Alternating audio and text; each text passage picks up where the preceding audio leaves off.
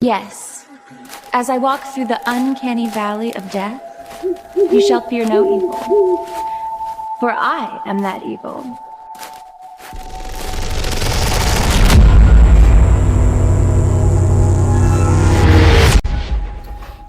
Have you heard of the TV show From? It's like a horror TV show. From? Yeah. Yeah. I've heard it doesn't answer anything yet, at least. See, it's strange because I hadn't heard of it before until I started seeing it in a bunch of people's like top 5 on Serialized. It's got Oh, an really? 8 out of 10 on IMDb. It seems fun. I've watched some of the first episode, and it's more gory than you'd expect. But it's like, I feel like the posters are really letting it down because I've got all 4 of the posters up right now. It's just And every Harold single one of them. Perrineau staring, right? Yeah, it's just him looking a bit perturbed. Something's Like, wrong. I have He's no looking idea like what Alan Wake. he is. Oh, you've not started Alan Wake 2 yet, have you not? No, my roommate and I are finishing Control right now. There's a Castle Rock TV show. Yes, I've seen half of the first season. Bill Skarsgård's in it.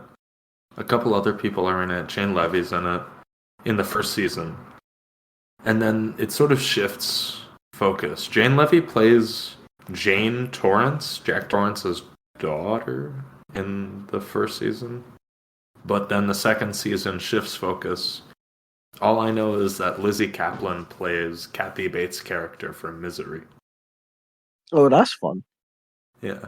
It seems fun. But I don't know if I want to watch that before we can at least sizzle that we're thinking of doing a Castle Rock miniseries. I don't think I'd want to add that in there. Is Bill Skarsgård character supposed to be kind of Pennywise adjacent then? No. So why would you have him in it? He's just I don't think so anyway. He's just like he's a prison inmate at Shawshank. Oh, what? That's so strange. Yeah, Shawshank, and then Terry, the guy who plays Locke in Lost, is the warden of Shawshank. See, it pisses because this is trying to connect to Shawshank. Welcome to Derry tried to connect to Shawshank, and it's like, out of everything in Stephen King's mythos, why is the fairly normal prison the one place that everywhere wants to go? It's a good question. I don't know. Isn't that sort of the thing with any universe, is that it just sort of has to be focused around certain things? You can't quite But like, explain you it think on we'd the... go, okay, let's go to the Overlook Hotel, or let's go to Derry for a bit, not go. You want to go to the very normal prison where very normal things are happening. Yeah, well, it's notable. It's very famous. Yeah, but it's famous for not being anything like the rest of it. Yeah, I'm not arguing. I'm not saying you're wrong. Tim Robbins is in it. Who's Tim Robbins again? That's not the friendship guy, is it? No, that is It's Tim Tim Robinson. Robinson. Tim Robbins is in oh, I'm blanking out now. Is he not in Shawshank Redemption?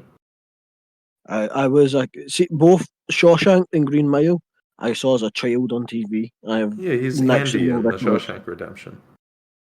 He's in Mystic River. He's in Silo recently, which I really love. I assume Silo's like an American Channel TV series that has got like 3 seasons. It's so far 2 seasons, waiting on season 3 right now. It's a sci-fi TV show on Apple Plus where Rebecca Ferguson looks incredible playing an apocalypse mechanic in a like grain silo that functions as a fallout vault. Oh, is that the one where there's like, oh, there's more than one silo, and it's like, is that a twist? Really? That was like your planned twist, Yes. the most obvious twist known to man. Yeah. There's more to it, but yes. And that's not what's interesting about it. Like, the twists are fun, and it's why you'll keep watching, I guess. But Rebecca Ferguson's so good in it, among other people. Yeah, I like how that's two things that she's in for that are Stephen King adjacent that we've been talking about, where she's the only good part of it. She's not the only good part of it. Tim Robbins is really good. You keep saying it, but I don't know Steve who that is. Zahn I'm is just in it. imagining fucking Tim Robinson from Friendship is stuck in like a fallout shelter. I kind of want that. He should be in Fallout. He should just be a crazy guy they come across. No, Tim Robinson would make a crazy good like cult leader in a show. Oh, yeah. Imagine him running like a gang and like a really like imagine Gotham. Like him running like a little biker gang in a Gotham show. That would be fantastic. He would have to like accidentally die when he gets confronted by Batman, and everyone acknowledges that Batman didn't kill him. You know what? See, serious role, Tim Robinson. I think he would kill the Penguin. See if you made him fat with a little hunch and gave him like a You little think he monocle. should kill the Penguin? I think that would be a weird way to take that show. No, but then he takes the mantle of the Penguin and he becomes Emperor Penguin. Oh, honestly, he might be kind of good. Yeah. I can't think of anyone. I feel like he would do Harvey Dent really good. I don't know why. Weirdly, not in a big role, but I could see that. Well, you could. I think he would. Like he'd be on par with fucking Tommy Lee Jones and Batman Forever and Robin. Definitely, yeah. Hi, welcome. No, I don't like hi. I don't like hi. So mad. Welcome to the Uncanny Valley. Today we're talking about Prince of Darkness. I don't like that either. This sucks. Hold on, give me 1 second. I'm burning out. Welcome to the Uncanny Valley. Today we're talking about Prince of Darkness from 1987. I love this movie. This is one of my Letterboxd top 4. This is probably my third favorite movie. My favorite John Carpenter movie. What do you think of this? Oh, that's so wild. I forgot this was in your top 4. Because I saw you gave it 5 stars and I was like, shit, is this like a... Because I don't think this is a bad movie. I'm not going to say this is a bad movie. I had a lot of fun with this. But I thought this might have been like one of your I will die on this hill like 5-star reviews. Because I think it's good. I like the direction. I like I like the characters' actions. I would say it definitely has issues with the scripting. I feel like there's a lot of stuff in here that isn't explained very well, and a lot of pointless characters. But for the most part, I did have a good time with this one. I've yet to Hell review yeah. it. It's gonna get a 7 out of 10, but I don't think I can go further than that. That's what I think it is. I think it's realistically a 3.5 on Letterboxd, but because I love it so much, I just give it a 5 because I really like watching it. The first time I watched it, I had such a unique sense of dread that I feel like is only matched by maybe Sorcerer. I've not seen Sorcerer. Do you know the one thing I will say? I do think on a rewatch, I would prefer this more.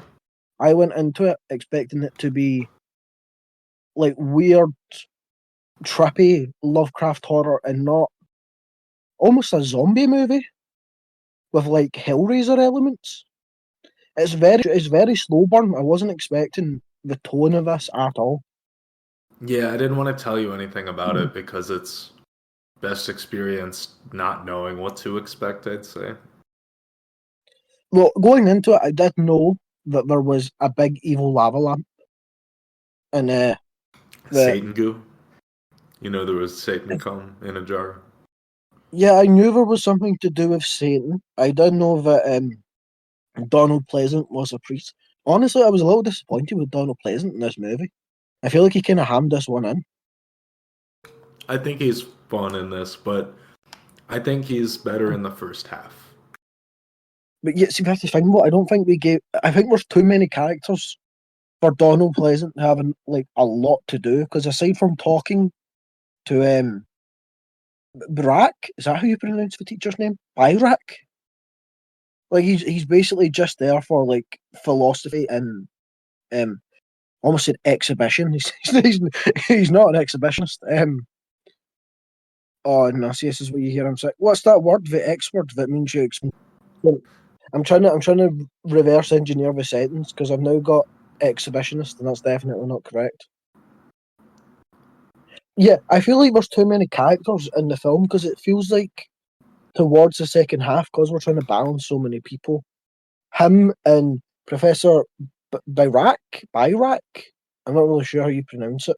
We say his name a lot, You but I say still Byrak. don't get it correct. Yeah, I don't He's like remember honestly. we start to become like an exposition like philosophy side plot rather than. Do you, Chris? I thought like it's weird. This movie you start with protagonists and then you get a full other group of people and they become the protagonists, and then in the last 5 minutes it like shimmies back over to people we were following at the beginning, and it threw me through a fucking loop because I was like, "Where's Pornstash? Where's Ginger? Where are these characters that I was following?"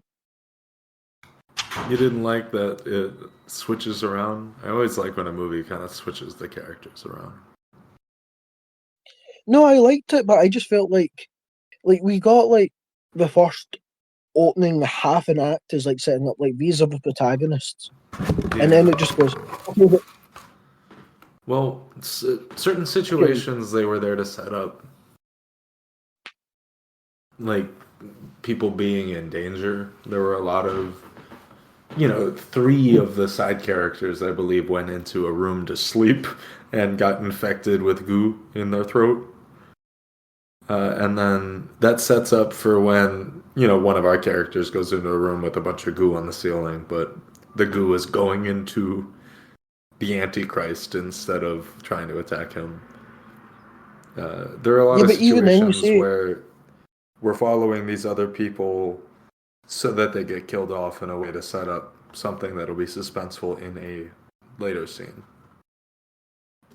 yeah, no, okay, I understand that, but still, it works with the antagonist as well because it goes, okay, here's your Satan come.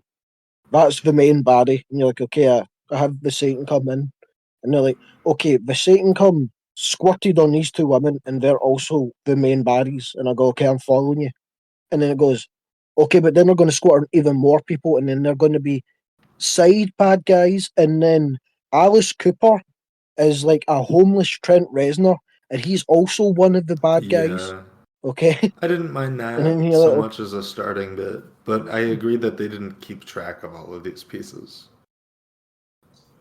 it's just it's.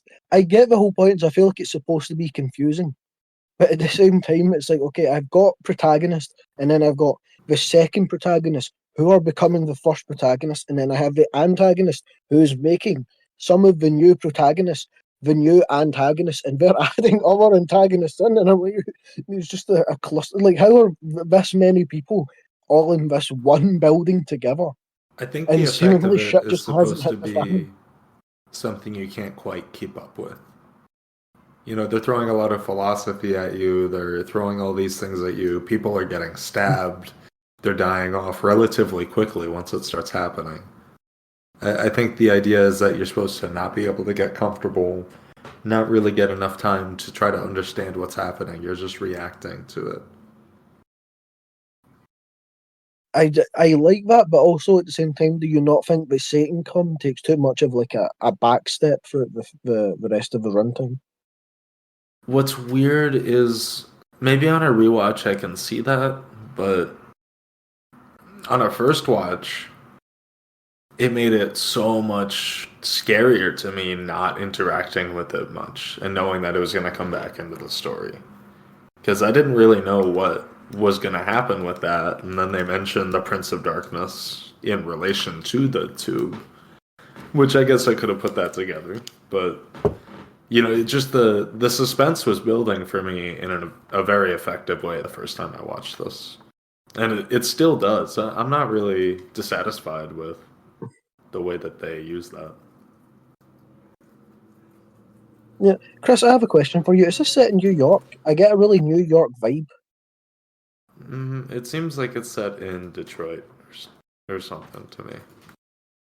Ah, interesting. Okay, well, it's I'll look it like up. my confusion continued even when we started with the guy who works at the, I think, university. I'd imagine because they all seem to be staying. I'll just call him Byrak because I feel like that's easier to say. He's like he's teaching this class, but he's teaching physics and philosophy Oh, it's Los and some other Angeles, of shit. course. And my boy's just going on a fucking rant in class. Like he's definitely an entertaining teacher, but I am not learning shit in this man's class whatsoever. You think he's too old? You think he's tenured and he should have been fired by now? No, I love an old rambly teacher.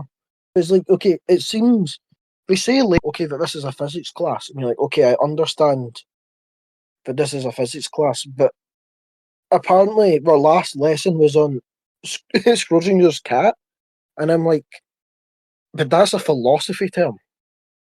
And then he's going insane talking about at the subatomic levels, nothing makes sense. And it's like, well, you're not helping your He's class losing here, his are you, man? mind. He's acting like he just got divorced.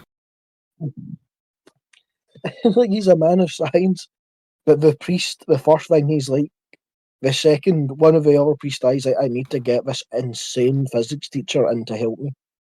By the way, played by Victor Wong, who is also with Dennis Dunn. Both of them were in Big Trouble in Little China. I don't know if you've seen that. Also, I feel like I've got so many blind spots whenever we talk about movies. I feel like everything you've not seen, I've seen, and everything I've not seen, you've seen. It's good. It's a good combination then for this. Yeah, I've seen a lot more non-horror stuff, and you've seen a lot more horror stuff. I feel like because that's more of a comedy I feel like movie. you've seen, no, you've seen a lot more like 80s horror, I would say. Outside of the slashers, I'm kind of got like a big gap. That's true. Yeah. Have you seen The But Stuff? the stuff, Yeah. that sounds like a cleaning chemical. Have you seen Society? I have, that's not the butthole one. That's the one where they become like a big human puddle blob. Yeah, Yes. yeah. Okay, What's cool. the I'm glad you've butthole seen that. one? I don't know what the butthole one is, There's unfortunately. there's Not the yet. one where it's like it's a body horror where a woman has a butthole for a mouth. Oh, I don't know about this one. No, no, we'll maybe circle back to this. Okay, so Yeah. what did you think about the priest sees his priest friend is dead and he's like, okay, I need to go reveal my Nickelodeon slime collection that I've hidden in this church to this random doctor that doesn't seem to know me. It's very funny. It's one of. It might be the only element of the movie I just don't question because it doesn't make sense when it comes up as why is he contacting this guy? He's going, I need help. We need help. The world needs help from you and your grad students. It's like And he's like, Scooby Doo, you know? it's like my expensive goo that I have hidden underground. It's like, you're not going to go, oh, that's Satan, are you? You're going to go, all right, mate. It's like, where'd you get this from? And I like because he has the book, and he's like, this book is 2,000 years old. No one has been able to decipher it. It's in Latin and Greek and has some numbers. And it's like, well, motherfucker, you've just deciphered it, haven't you? Like, it's not that big of a mystery if you know exactly what everything in it is and you just haven't translated it yet. But it's so much work. And he goes, well, people rubbed out some stuff, but it's shit because you can still read it. It's like, so why are you adding in that detail? Like, how did these Greek philosophers not realize when they take like the eraser to this holy sacrament? It's like, I thought you can still see it underneath. Yeah, you can still get it. It's just it's so stupid to me. It's like it's been impossible to translate. Can you ask your teenage students to come and read it for me? There's something very well. Let's go through the plot. We meet our main couple of characters. I don't remember offhand the name of Brian and Catherine, and they are introduced sort of weaving in and out of their lives and this philosophy class that they're in, and he is lightly stalking her, I'd say. He's sort of waiting outside the school to see when she comes out at nighttime and gets annoyed Oh, when he's she sees creepy it. as hell, bro. He's so He's, unsettling. He's yeah, so weird. yeah. And like, I feel like he looks about 12 years older than her. Like, this looks like a grown man. He's a real weird looking guy. And he's like, his riz is to go, I don't know you, but can you walk with me? And he immediately goes, I'm sexist, haha. And then gets mad when she's upset at this. When she's uncomfortable. I don't get the. There's another instance of Riz in this movie that I look at and I'm like, this director has never, not director, this writer, because it's not. Did oh my god, I'm so He tired. did. He did. He wrote this. I'm sure someone else wrote this. It's a pseudonym. It's under Martin Quatermass, which is a reference to a movie called The Quatermass Experiment. But it's a pseudonym for John Carpenter. Oh, see, that makes so much sense. I Mhm. feel like John Carpenter has never pulled a day in his life. No, it seems like he. I don't know really, but I would guess he fell in love in like high school and then just married the person that he met in high school. Did he walk up to her and go, by the way, I'm sexist? Is this hot to you? That's the thing. I don't like. There's some jokes in this also, like Dennis Dunn's character saying to is it Susan saying you Lisa, could pass for I know the Asian. joke. It's Lisa. It's like, how's that? How One is that Asian in any character to way? another Asian character, but written by a white guy. And it's then he gets annoyed when she doesn't react. I think it's the jokes are there for a plot function, but it doesn't. You know, they're there so they hear him through the wall and then start talking to him, but it doesn't change the fact that they're really awful.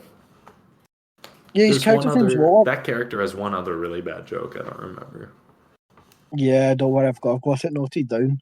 But yeah, Okay. Walter in this, and it's Yeah. strange because I feel like he's like the only, I'd say, like, aside from our schizophrenic priest and this nut job teacher that for some reason decided he was going to kidnap his students over a weekend in a church to help them solve this issue.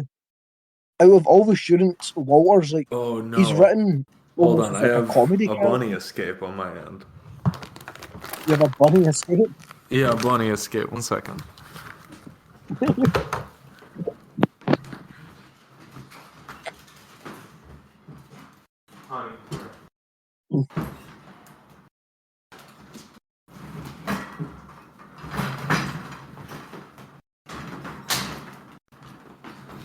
Remarkably, I did not even have to get her. She just scrambled back into the living room on her own. Turns out wee bit's going to get cut. I'm going to like to put. I am thinking of maybe getting a rabbit at some point soon. You should. They're very, very sweet, and they don't make noise because they don't have vocal cords.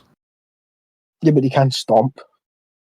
Yeah, you're right. They do actually make noise when they thump, but it's cute. I think what I'll do is I'll wait until Theo's got like a good 8 months left in him. I'm going to wait for him to kick the bucket, and then that entire side of my room I'll just put like a fence down, and that can be the little home area. Hell yeah. How's Theo doing? The same old shit. Yeah. He's a hamster. He doesn't get up to too much. He doesn't really have hobbies. I should get a hamster.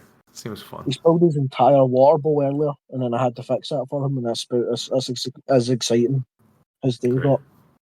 got. How much do you spend keeping your hamster? Oh, fuck. Hay and food is dirt cheap. I just, like, once every 3 months spend, like, 30, 40 pounds just buying a big bulk of it. And then Hell yeah, okay. it's the cage that's the issue. The cage, you need a big cage or they end up depressed. But even he has a big cage and he's still managing to knock his water over somehow. Yeah, no, because what he does is even if it's full, he'll put his hands on the side of the little tub and he'll bend it, like he'll push it down so it like bends up towards him so he can get a better grasp of it. Oh my god. And it's like, can you just dunk your Buddy. head in it like a normal hamster? Buddy. What are you gonna be so gluttonous? He's like, I can't even give him a water feeder because rather than get him a tank, what I did is I got a big giant storage tub and I sawed a cube off the top and then I attached chicken wire with zip ties so air can come through. So he just lives in a big storage tub. That's cute.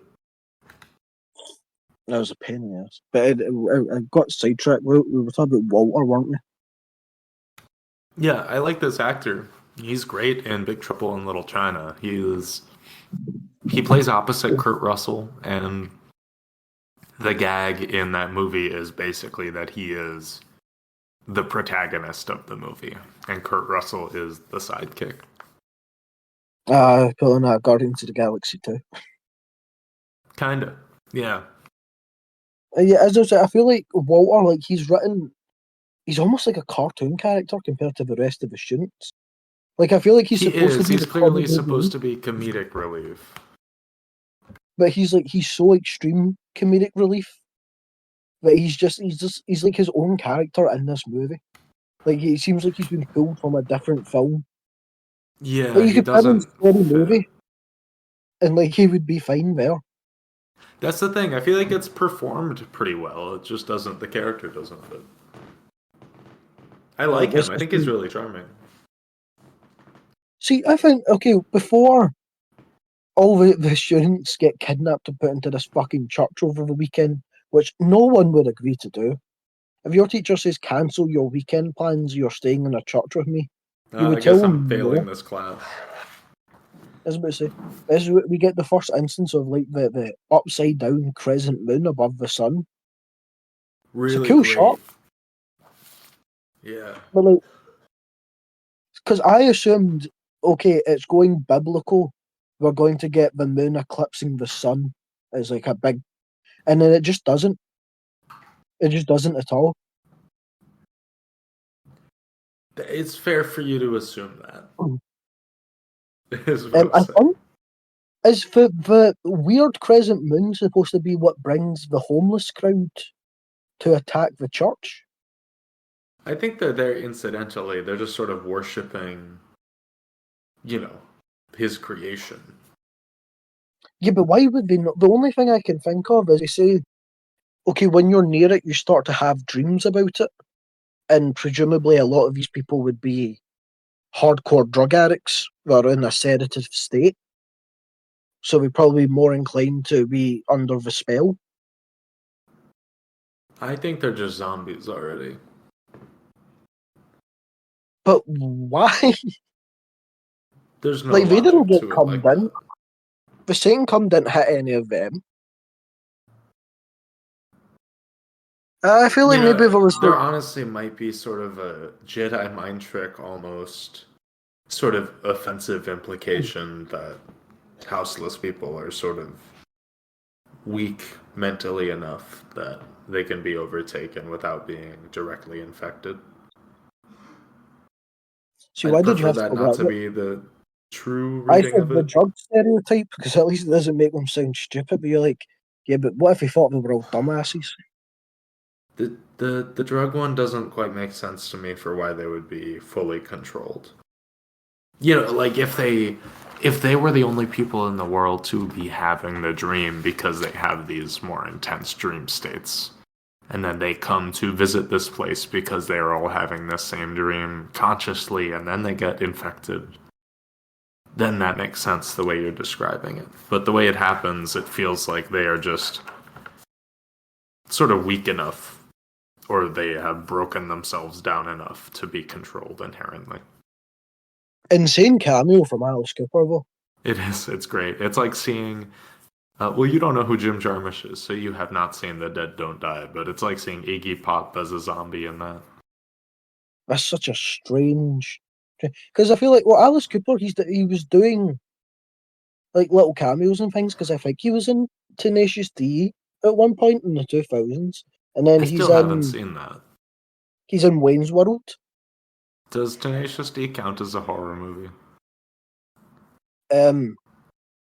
The devil's in it. Does that count? Yeah, that's what I was thinking of. So maybe we could make it count. We could do a music thing at some point. We Um, could do Repo. if you count Clockwork Orange as a horror movie, there is a cameo that connects the movies. Okay. Do you consider Clockwork Orange a horror movie? I haven't seen it. Oh, you've not seen a what the fuck? No. That's just like I feel like just everyone's seen that's just like one of those films. It's like saying you've never seen a Titanic. I have seen the Titanic, but I saw it when I was a kid, and I did not like the first half. So when I rewatched it, I would only watch it after the Titanic sank. I didn't like the movie section. I just like watching the people die. I just like the action. There's more upbeat action movies than the end of fucking Titanic. Yeah, I'm a grim fucking kid. What do you want? Or I was. Oh, I don't have anywhere else to put this, but it's quite prominent in this. See that fucking bwomp bwomp bwomp fucking bass soundtrack it plays throughout this entire movie. Dude, Oh, the it's soundtrack so is good. so good. I set up my sound system for the first time since moving into this place for it. I noticed it in one scene. I was like, "That's sick. I wish I could hear that again." And then it played in the next scene, and I was like, "Oh fuck yeah!" And I got jump scared by it in the third scene. I was like, "This is incredible." And it's just Yeah. it seems to be just the same bass loop It's that they so keep good though. replaying. It sounds so good. I I don't know, love maybe. John Carpenter. He scores his own movies too. Oh, does he? Yeah, the way he's described doing it, which I fucking love, is just he's watching a cut of the movie in the editing room. He has an electric guitar in his hand, and I imagine he has a cigarette in his mouth, and he's just strumming along to the movie. But it's weird because both this and like something like Halloween, they're both super simple soundtracks. Like there's really not much. Like a kid could play the soundtracks if you That's give the them like. thing. I love John Carpenter, and I'm gonna pick all of his movies through this, to be honest. He's my favorite horror director. And I don't say this lightly, I don't say this insultingly either. I feel like he's not accidentally great, because he has all these ideas that are amazing, and he puts so much work into everything, but stuff like that is, like, yeah, it's not enough of a score, technically, if you're really analyzing it, but somehow it really fucking clicks into place and works. Then he does get like Ennio Morricone for The Thing to fill out the soundscape for something that needs a more grand score. Whereas something like this, a bass line especially, is something that really builds a level of dread because it doesn't let you rest, but it also doesn't give you something to get carried away with. It doesn't let you drift away from the situation you're in. Well, you say that, but I was getting groovy with it. I was Well, like no, completely fair. distracted with every scene when the bass hit. But Because it's so I good. Have you seen I like Assault on Precinct 13? I haven't. See, the thing is with John Carpenter, I like his movies, but we'll go past it fast because I can't be asked sitting on it because it seems like it's just a thing in his old age. But it just seems like he's became like a really bitter old man when it comes to movies, and it really puts me off liking his stuff. Like you never hear about him nowadays unless it's him complaining about a What stuff are popular you movie. talking about? Did you not see him um, bitching and whining about hating Coralie Forger's movies and calling her like a terrible director and saying her movies have no No, substance? that does suck. I haven't seen that. There was a lot of people in the comments going, "Oh yeah, you say that about a movie I liked as well." It just seems like that's all he does now. I was like, "Ah, it's kind of depressing." The last I checked in, he was just saying, yeah, you could make a movie, you can make a sequel to a movie I like, just pay me a lot of money. I don't have anything against that. Oh, Because just you he's wait just, until you get Blumhouse rebooting The Thing with a full trilogy. I want to see a new The Thing. I want to see what they'll do. It's fine. There's already Uh, three. how free? There's the original from the 50s. There's the But you can't. 80s, and then there's the remake, Yeah, but you can't. Well, no, because the remake isn't a remake; it's a the sequel. prequel.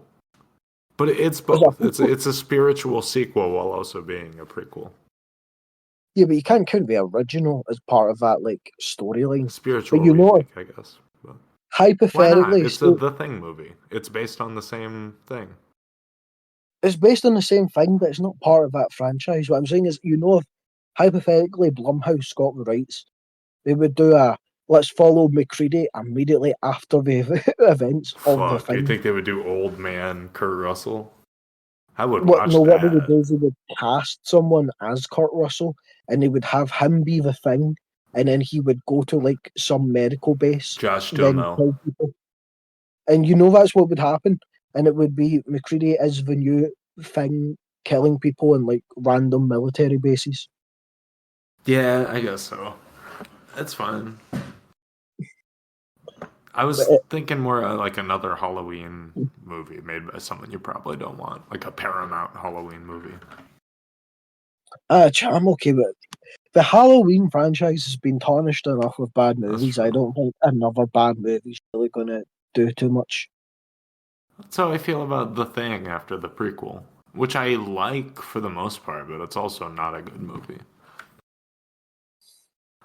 Yeah, but there's a difference between you've got The Thing, which is the classic, and then you have The Thing, which is a sequel, but it's still half decent. And then you've got Halloween, which goes good, good, not related but good, bad, bad, bad, kind of good, really bad, then kind of good again, then really bad, then kind of good again, and then okay, and then terrible. Like there's a different scope you're dealing with when it comes to Halloween. Yeah, true. We agree that 2018 is not great. I quite like 2018. Oh, you do? Okay. I misread that. I don't. I That's like Kills, but 2018 looks great, but I don't think the writing is very good. also you don't think 2018's rating's very good, but you like Evil Dies Tonight from Kills. I don't think it's good. I think it's funny. Can we agree that Kills has the best action out of any of the Halloween Yes. movies? I was laughing through most of Halloween Kills. Not only that, because I think I've talked about it like 3 times before on this, but the kicking a kid's arm with a door car as he goes to shoot him and making him shoot himself is fantastic. That's very fun. I mean, that scene at the end is incredible. I might watch that after we record this. But also, him murdering that poor old couple in their house with the entire chopping block of knives I is forgot so about that. bad. That's great. It's so funny at the same time because it's just so unnecessarily cruel. And it's like, I get he's supposed to be evil, but evil should be indifferent. It shouldn't be like, okay, I'm going to stab you and then I'm going to find your knife collection and then stab you with every single knife that you own. Yeah, it was going more into just ridiculous, which is why I liked it though. Because I felt like 2018 wasn't as grounded as it was purporting to be. How I didn't so? like the podcasters. I don't even remember there being. I've seen that movie like 3 times as well. There's like a whole plot at the start following a couple podcasters looking for him that got killed in a gas station. Something like Oh, that. you're so right. Where she goes, "Hey, Michael, look at your mask." I hated those characters. Yeah, but did you not like that he then fucks them up immediately afterwards? I couldn't get over it. I, Maybe I I'll don't watch it understand. again and like it. I just didn't like a lot of the dialogue and a lot of the characters. That's fair. I think I liked it mostly for Michael's. You've not seen the Rob Zombie version, have you? No. I think the Rob Zombie version, the first one. Do you like Rob Zombie film generally? I have never seen a Rob Zombie film. You could do a full month of Rob Zombie movies. What the fuck? Which one is your favorite? Out of all of them, probably is Halloween. but obviously people love House of a Thousand Corpses. I've not Okay. seen either of the two sequels, the Free from Hell or The Devil's Rejects. Devil's Rejects. Lords of Salem I think's okay. 31 I hear is fun, and then Green Inferno is just Cannibal Holocaust, but we're Green not sexually Inferno. assaulting actual teenagers. Isn't Green Inferno Eli Roth? Oh yeah, you're right. Never mind. I've not seen The Monsters. I hear that's atrocious. What do you But think to be of fair, Sherry Moon Zombie in his movies? I don't know oh, anything about her because I've never seen one of his movies. she's fun. I don't think she could act particularly well, but she's fun. Oh, but Chris, see Halloween 2007, I think Rob Zombie's one. You want to see a protagonist get fucked up in a movie? Holy shit, that girl's a mess by the time the credits roll. Okay. Oh yeah. It's like, I think, did I not talk about it in the Disco review before? It pisses me off when I see like horror movie protagonists get beat the shit out of, shot, stabbed, and then they And come they out don't with their look hair it. done and their makeup looking fine. Her face is like a swollen blob by the end Cool. of 2007. Yeah, But there's a lot of movies where they're like, what do you think about something like Ready or Not, where Samara Weaving's covered in blood, but she looks fantastic? Well, I mean, but that makes sense because she's done it for her wedding, That's true. and she That's does true. look ragged by the end of it, but she still has her makeup on. There's a reason for her Fair. to be done up in that situation. My guy's analyzing everything. I'm Oh, sorry but for doubting you. if you want to see Samara Weaving looking good, it's the one thing I will give the end of Ready Always. to. Samara Weaving looks incredible by the end of Ready or Not to. All I right. can't tell you I want to why. watch it anyway. But it's not offensively bad. It's just like pointless. Like it's definitely if That's you fair. wanted a I'll movie have to a put fun time on. watching it. Do you ever have like movies that you're like, I don't give a shit, but I kind of want to see it, so I'll put it on whilst I look at my phone? Yeah. It's I'll put it on whilst I look at my phone movie. Most movies with Scott Adkins in them, who I love Every radio watching silence fight, movie. but in most movies, I don't really care too much about the emotional drama. Unless he's just playing a dude who's a soldier and he's just getting emotional about other dudes dying. He can do that, okay. He's the big guy, Vic. You always see him with Sarah Michelle Gellar in the marketing for Ready or Not 2. Yeah, No, big no, guy, no, no. big beefy man. Is he in Ready or Not too? I don't think so, but I don't know. I thought you were referencing. Never mind me. If there's a big beefy guy, you like the big beefy guy. Oh, is Kevin Durant in Ready or Not too?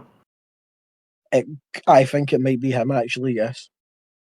Hold on, I'll pull up the letterbox as you talk about alien cum studies. Oh, it is him. Ooh, okay. I like Kevin Durant a lot. He's, I would say, the best part of Ready or Not 2. He's really David fucking good. Cronenberg is in it. Yeah, What? just cameo in it.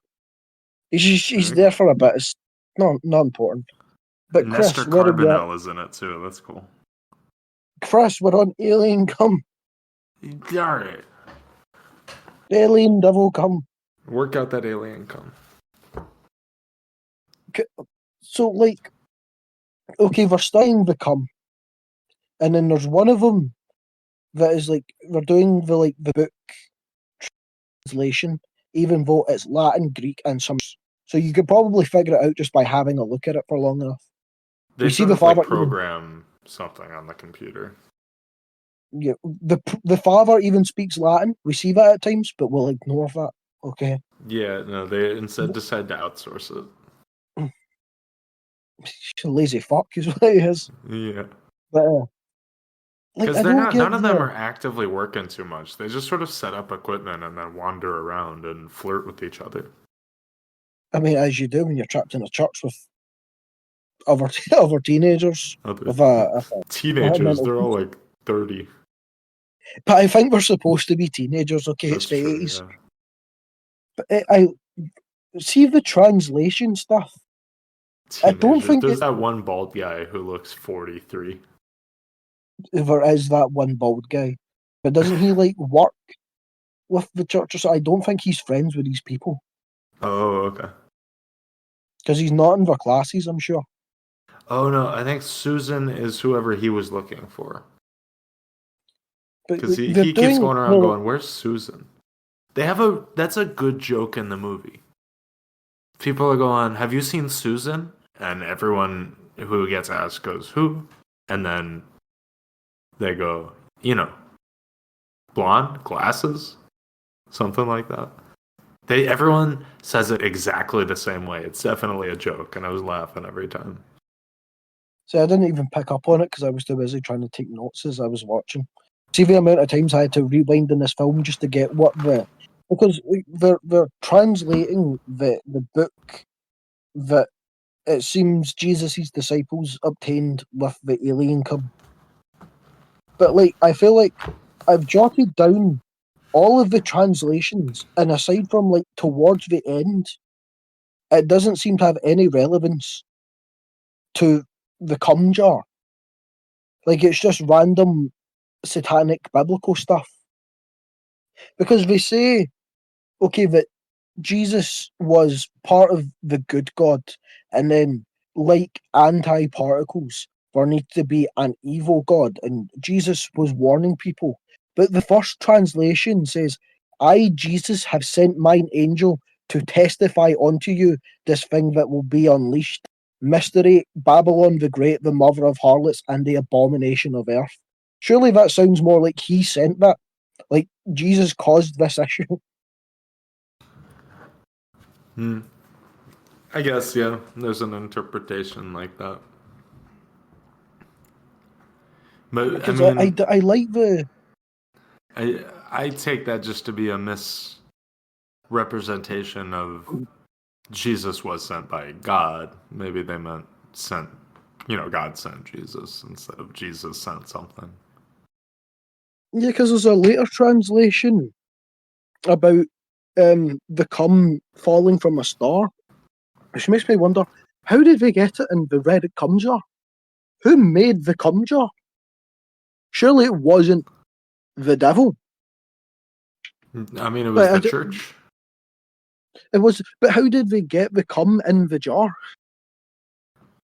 Through And it's with 2,000 great years trouble. old. I So who imagine there like? was sort of an outbreak similar to this at some point. But I'd assume it's in like because they mentioned Jerusalem at some point, did they not? So I'd imagine it's during that whole, the Jesus story arc. Yeah. It's like how's John, Mark, and Luke smelting glass to make a vial with a lock and then scooping up the alien cum. I've got my hamster assailing my arm as I'm speaking, and it's very ticklish, and it's really throwing me off. Hell yeah. Get him, Theo. You got But this. it just I don't know. You can imagine it was something someone had, or they went on a big quest. There maybe could be a fun prequel movie about that. you go. So well, that's something I'd be accepting of a prequel movie, but I feel like it would just be because I mean we kind of know the ending to Jesus already, don't we? So I feel like it's a mute point. That would be such a fucking funny thing, though, to put a movie in theaters that is a retelling of the Jesus myth in the chronological reality of Prince of Darkness, so Jesus is an alien. You would make so many people angry. Yeah, I was strange. I've not heard of anything of this movie before because I feel like there's one thing saying you don't believe in God, but I feel like saying God and Jesus are human like aliens that like anti-particles have a good they have an equal evil alien to their good alien, and that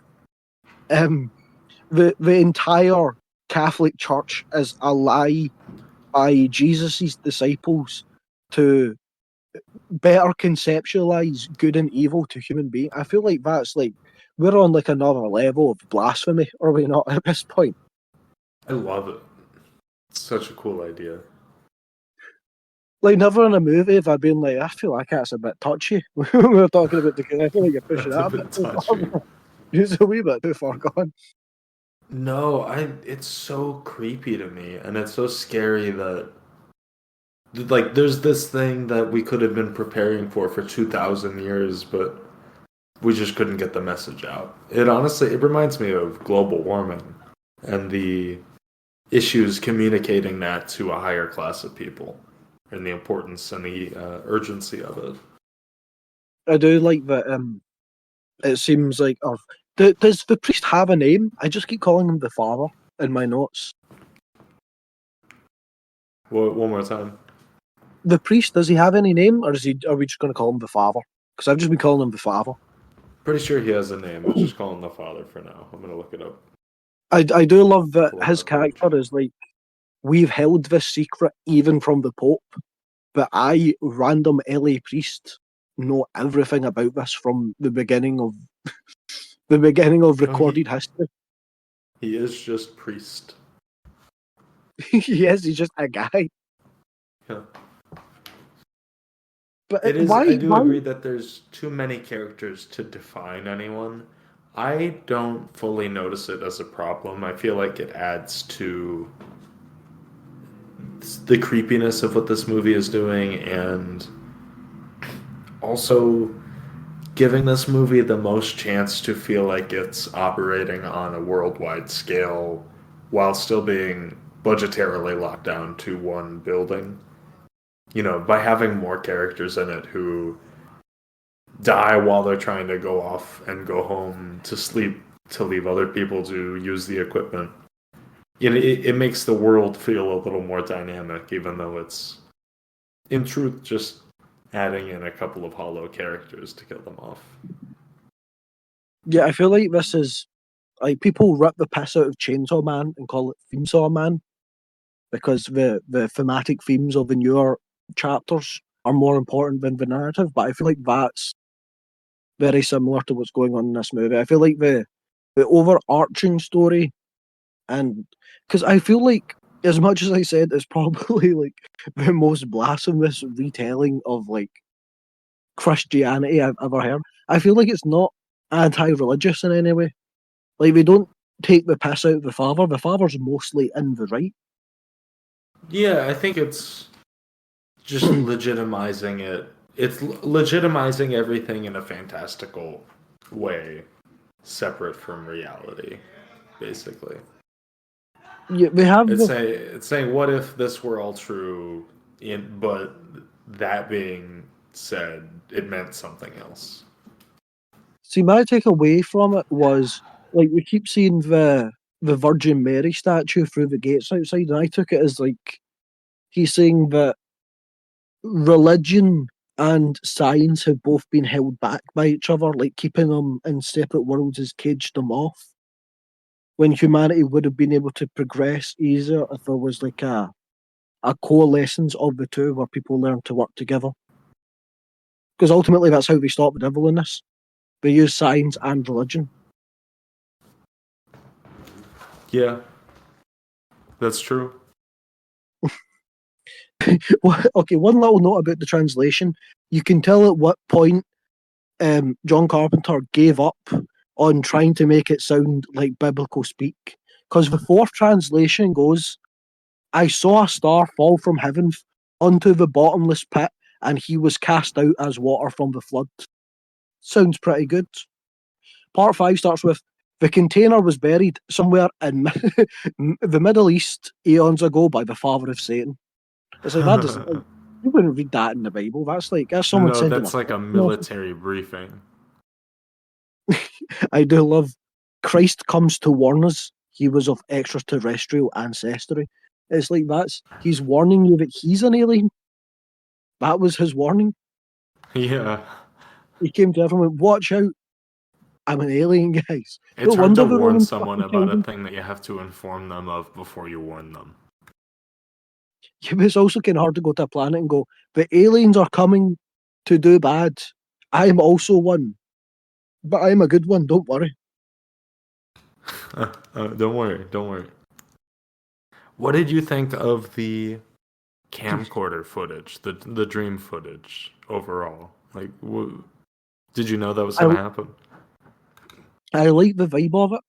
I find it very funny that it's supposed to be a message from the distant future, but their future, we keep going, is from the 19 and then cutting it off.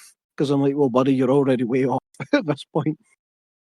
But yeah, it's Very cool. true. Very true. I love the way they explain time travel in this being in the future. We figured out how to move faster than light, but that would mean going backwards in time so we can send messages through these faster signals. That's awesome. That's Yeah. like one of the coolest time travel things I've ever heard of. I fucking And love it that. makes the universe feel huge in a scary way because you don't really know what the future holds. But creating this science fiction thing, but also limiting it in a way where they say we can only contact you through your subconscious brainwaves because you're not guarded like electropathically almost it's fascinating. Yeah, and it does mysticism through. Like I highly doubt the scientific basis of this is very accurate, but it keeps Science it grounded. mysticism is a great way to put it, though. Yeah, because it's like everything in it. Because we even say the reason the disciples kept us hidden was for humans to be able to deal with this issue. We needed to have scientifically progressed to a point where we can understand the issue. So it's not saying that Jesus and Satan are magic or these big religions. It's just saying, oh, they're much farther advanced than us. Yeah, pretty It's kind much. of Prometheus, almost in a way. It's very Prometheus. It is missing. If it's missing anything, it's missing a reason why everything is converging on Earth. You know, if they are just random aliens, why is anti God coming for Earth as well? Why is this the only place that he can come through? I guess incidentally because the goo fell there. Yeah, but also why did it only start to transform like under 2,000 years later? And how does that help anti-gods become like matter through like reflections? Like I don't. There's a little chunk of explaining that I don't think is missing from a. Oh, this is Lovecraftian. You're not supposed to know. I think it's missing from. We just weren't fucking told. I agree. I feel like there is a level of things that aren't thought out, but they're not thought out under the assumption that it will be creepy. And I think it does effectively make it creepy most of the time, but there are things that haven't been fully thought out properly. And that kind of also goes to the way that everyone's interacting with this. There's not a lot of concrete assumptions being made. People are reacting well to things in the moment, especially when they start kicking off. But like you said, they're not even really putting together that they can translate these things manually. Mm, okay, well we get a first instance after all this cum investigation of Frank being the only sane person of the group that goes, no, I'm just going to leave. Um, doesn't end well for him. Quite a horrific scene. I wasn't expecting how brutally Frank got fucked up. Is Frank the guy who gets scissor stabbed? Yeah, he gets bugged to bits and then he gets stabbed like You're missing 70 times. the idiot who gets bike stabbed.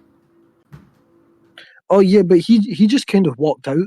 Like he didn't have any. He was just like, okay, bye guys, and then died. Yeah, yeah, it's true. Yeah, Frank gets it really rough. Eh, oh, I do. I fucking love see that pigeon on the little crucifix. I don't know what that means, but it looks really cool. It might be an awesome tattoo to have. Is that the scar? No, it's when our little nerd boy, the one that you're talking about who gets bike stabbed, he walks out and he gets trapped by the homeless, and he looks down, and there's just a crucified pigeon. Oh, What I forgot about that. Yeah, yeah, that's what good did the imagery. poor pigeon do? Like I don't Nothing. like I get maybe a carrier pigeon, like it sends a message. But the same poor little bird. It looks real as well. Like this is it's clearly not the highest budget movie. I'm going to assume that that's probably just a real taxidermied pigeon. Probably. One of my one of my favorite trivia bits about a John Carpenter movie is that they had a leaf budget for Halloween. So whenever they shot somewhere, they would pick up all the orange leaves that they used and put them back down wherever they were going to shoot next.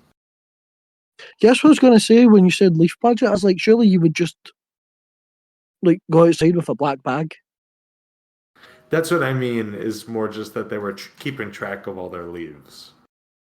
It's actually crazy when you hear. Well, aside from obviously the thing was like a lot, but most of John Carpenter's movies seem to be. He's like, I've got 2 pens and my camera.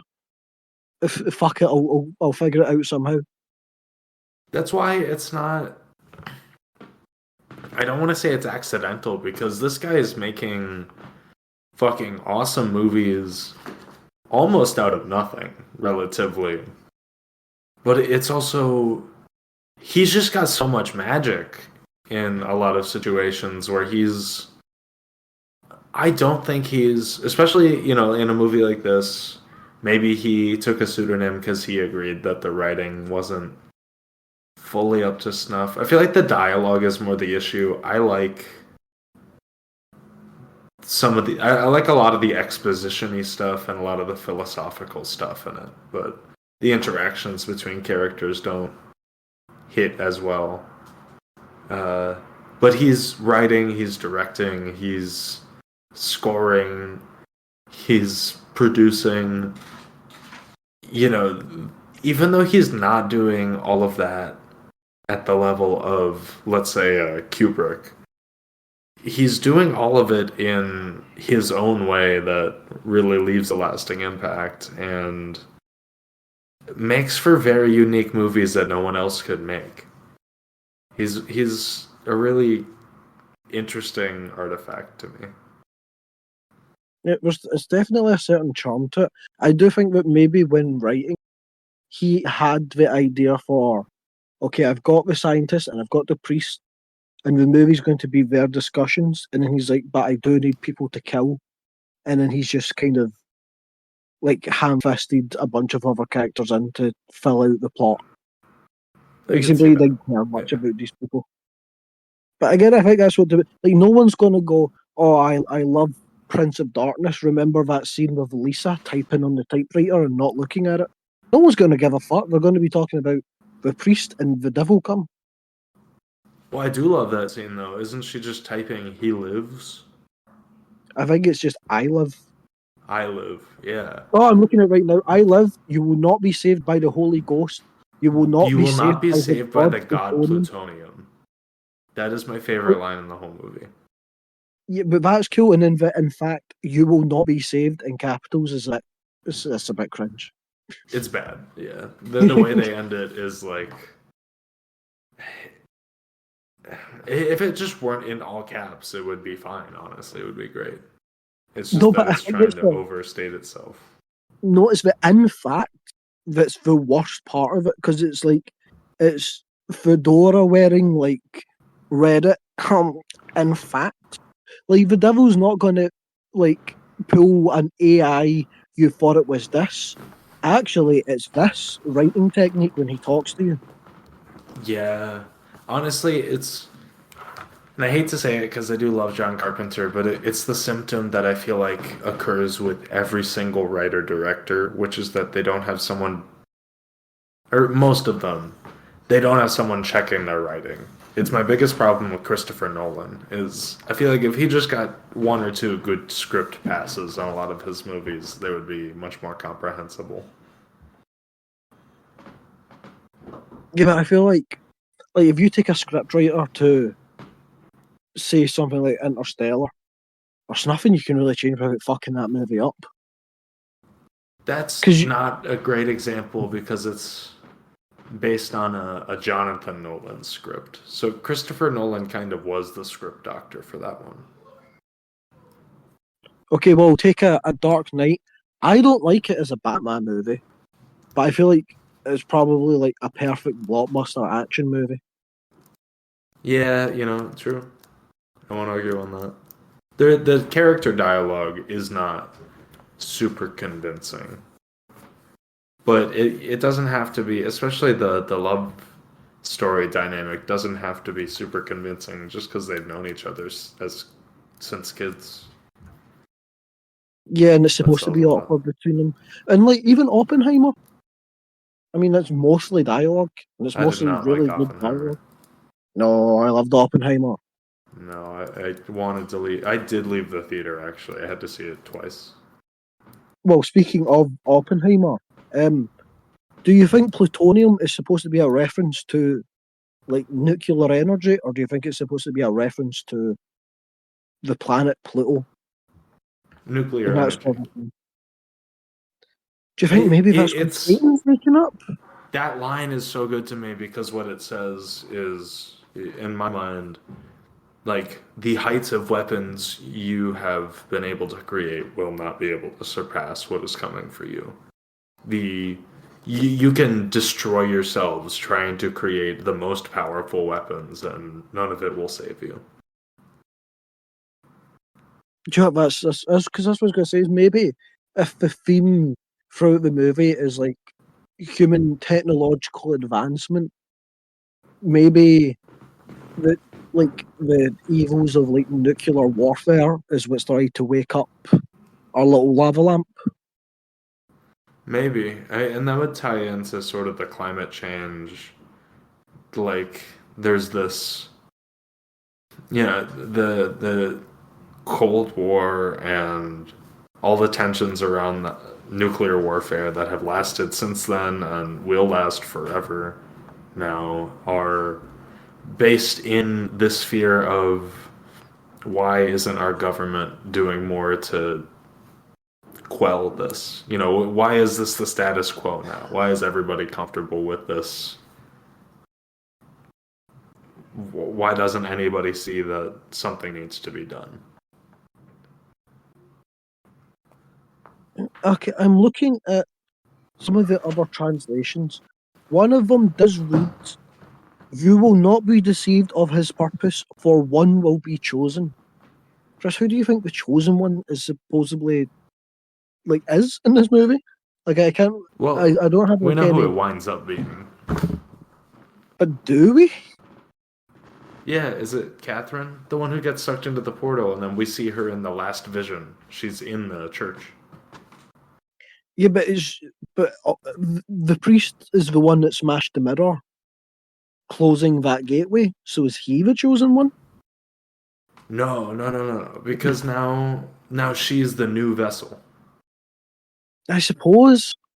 I don't know. I don't feel like it. If that message is like from the devil, it wouldn't be the person who stops it temporarily won't be the chosen one. Oh well, you say that's interesting. You say if a message is from the devil, so maybe some of the messages are from the devil, like the plutonium one, and some are from Gingy over here, sending like the messages back from the future. Yeah, I get the impression that the computer stuff is just like it's being hacked basically a lot of the time.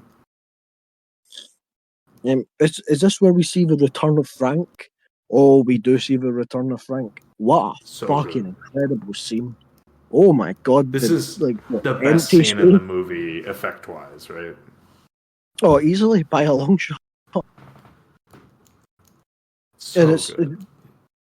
like the movie has a lot of similarities to Hellraiser, with even the makeup towards the end. I imagine it's probably the same makeup artist because it looks borderline identical.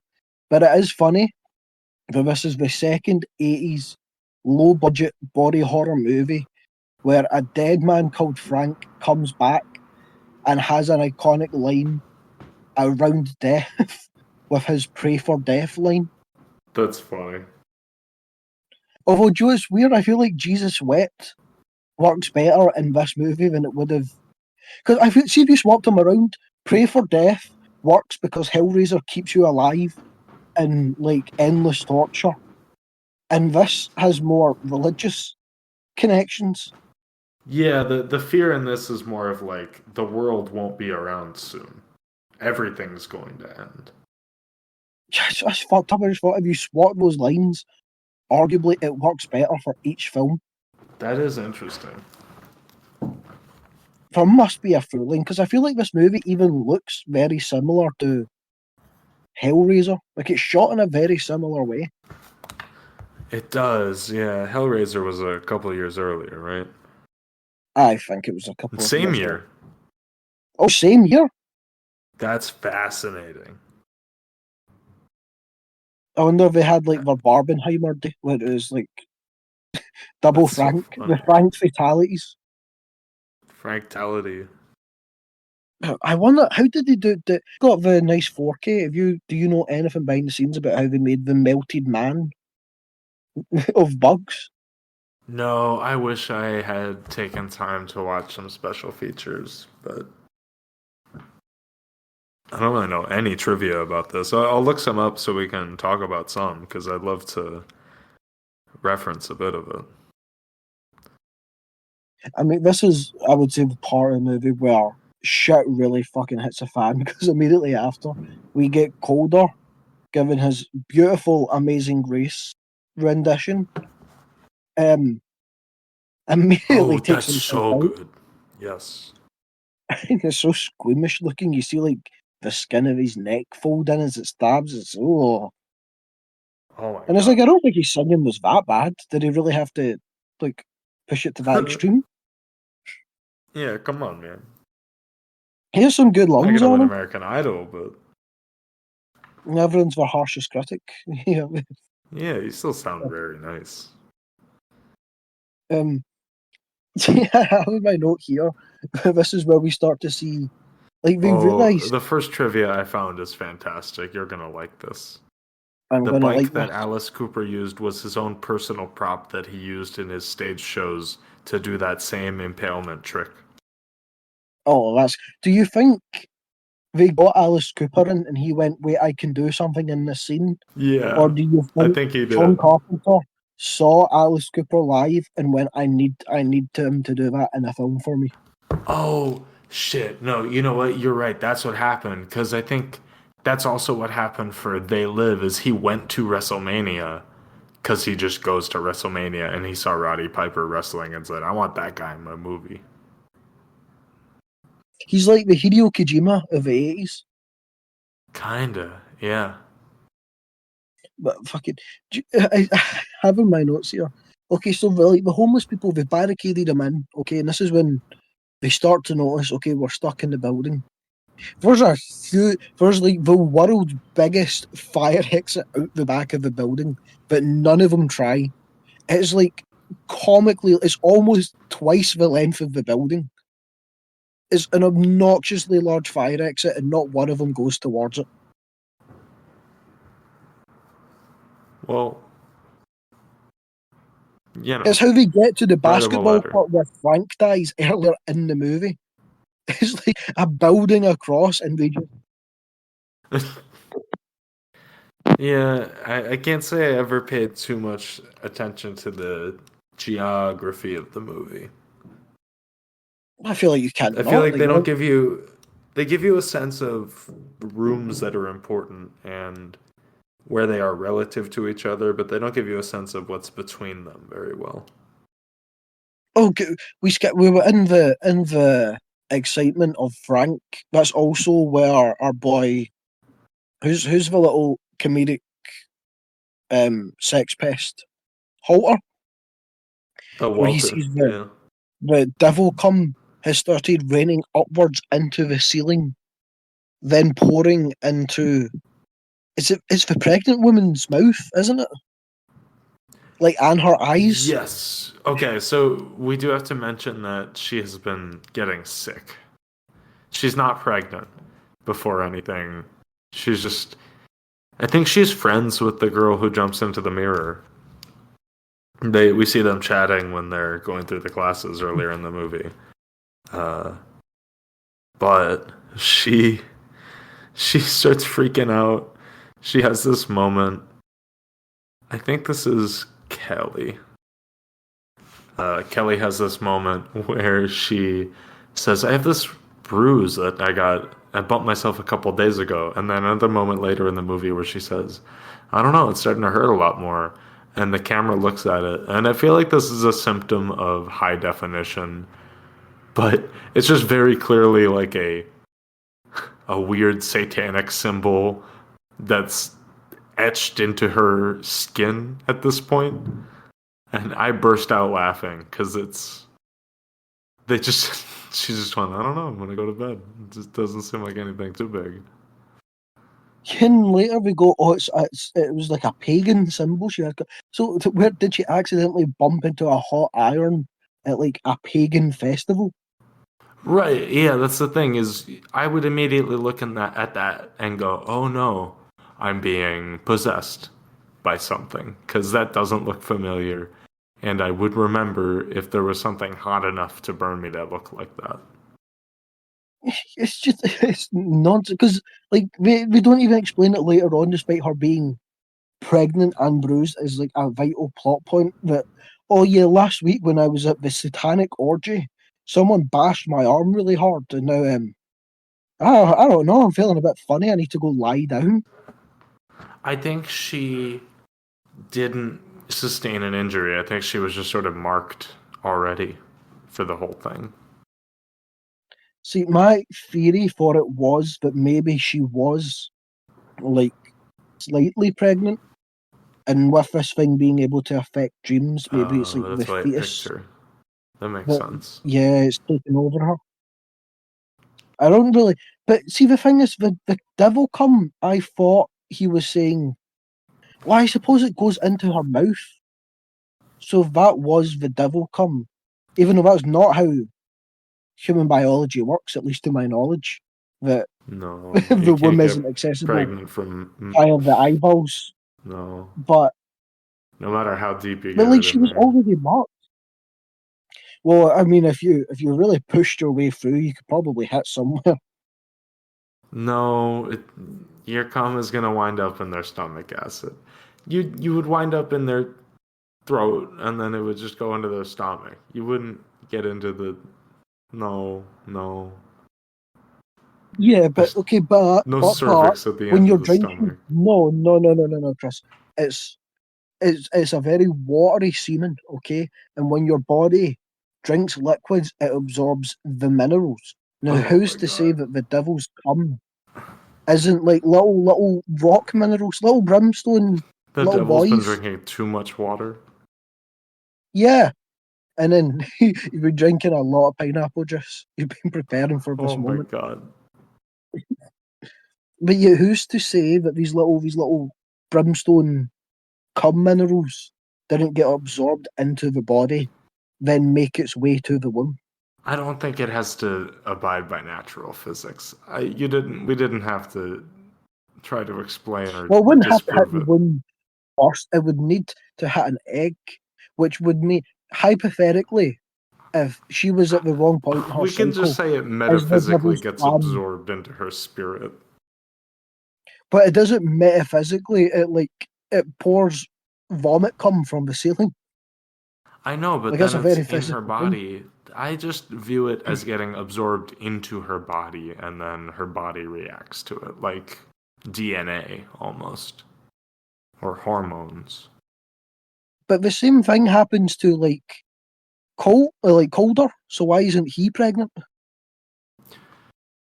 Because they don't want her to be pregnant. Because he wasn't pregnant already, by your own theory. Well, I don't know. I don't know I don't Calder. All I either. know is that he can sing very well. Okay. Devil come aside, we've got Walter. He's trapped in the room with the two possessed Barrys cornered him. and we have the rest of them in the adjacent room. What was He's their just- plan on like? This is when he's yelling jokes out because he's stuck.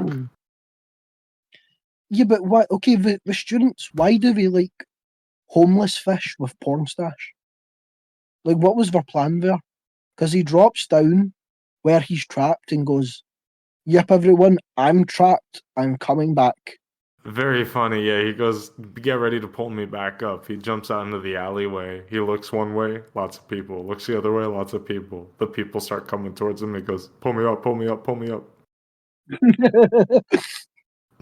He's surely the very hero of silly. the story. I think he was just trying to get a sense of where he could go. The other thing that's funny is it seemed like they could leap from that window over a fence into an alleyway that did not have people in it. Yeah, but it's also 2 stories. I like it. He superhero landed that shit. He did, and does he do it later in the movie? He jumps right back out it, like at the And end of the people movie. die falling out of that window later on in the movie. Yep. It's like a serious drop. But so poor Walter's He's got having the to portal he's getting the worst of it. femurs of steel. My boy Walter, he's like everyone else is just fine in the room, but he's got like a front row view to the weird baby demon that's slowly melting. You said her name's not Lisa, was it? Oh god, Kelly, I think. It's I like that his plan to get out of the room is he tries to riz the possessed Barrys by being both racist and anti-Semitic in the Crazy. one joke. And somehow that doesn't work. It's obvious. Obviously, it doesn't work. Did you not think maybe the power of anti-Semitism and racism at once may have shocked them back to life? Yeah, no. He also similarly gets frustrated when it doesn't work. He doesn't seem to understand what's going on. He's like, this works with every other woman. Why doesn't it work now? Why not? This is a 100% success rate in the 80s. My That's roommate not related your this movie to Sphere, which I think is a good relation. I have yet to see. I've got Sphere somewhere. I picked it up going, this is a Chris movie. He's going to want to talk about this shit.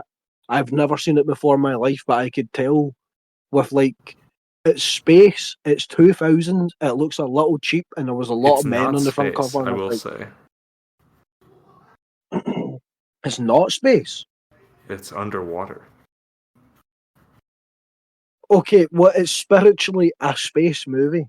Yeah, no, I'm not trying With to. a I'm lot of men. sizzling you. I'm not trying to argue with you. You're sizzling me. What do you plan for Sphere? Are we going to do? Or could you? All right, We should do a hypothetically- Crichton thing at some point. I don't particularly love Sphere. I think it's watchable and fun, but it's not one of my favorites. But I also hear the book is No, very, you're very missing the good. point here. I'm saying Tell me. geometry theme. Okay, you can watch Oh. Sphere. You have triangle, Yeah. and you have cube. What else? What's another shape? Is there a rectangle horror? Interesting. Rhombus. There's got to be a one. Parallelograms, the horror movie. Is there a horror? I could see that making. That could be a thing. Parallelogram. That seems like a sci-fi gets horror. killed with a compass. But the one with the Maybe pointy end on Mobius it. strip. There could be a horror sci-fi called the Mobius strip. That's true. Well, depends what we count as. So if we're only Pi? working in 2 and 3 dimensional Pi is shapes, technically like representative of a circle as a number, right? And there's a movie called Pi. that is, and you can work with shapes via pi and mathematical equations. Close enough. Shape of water. Hmm. You could also just do cube too. Yeah, that's true. Hypercube. Just another cube. It's about a different type Just they of fucked cube. up by not making the third cube called cube cubed. Like it's That's right true. there. Why'd they have to do a prequel? But it's like it's. idiots. But even then, you could still just do cubed. You could, yeah. But what is the cube of cubed?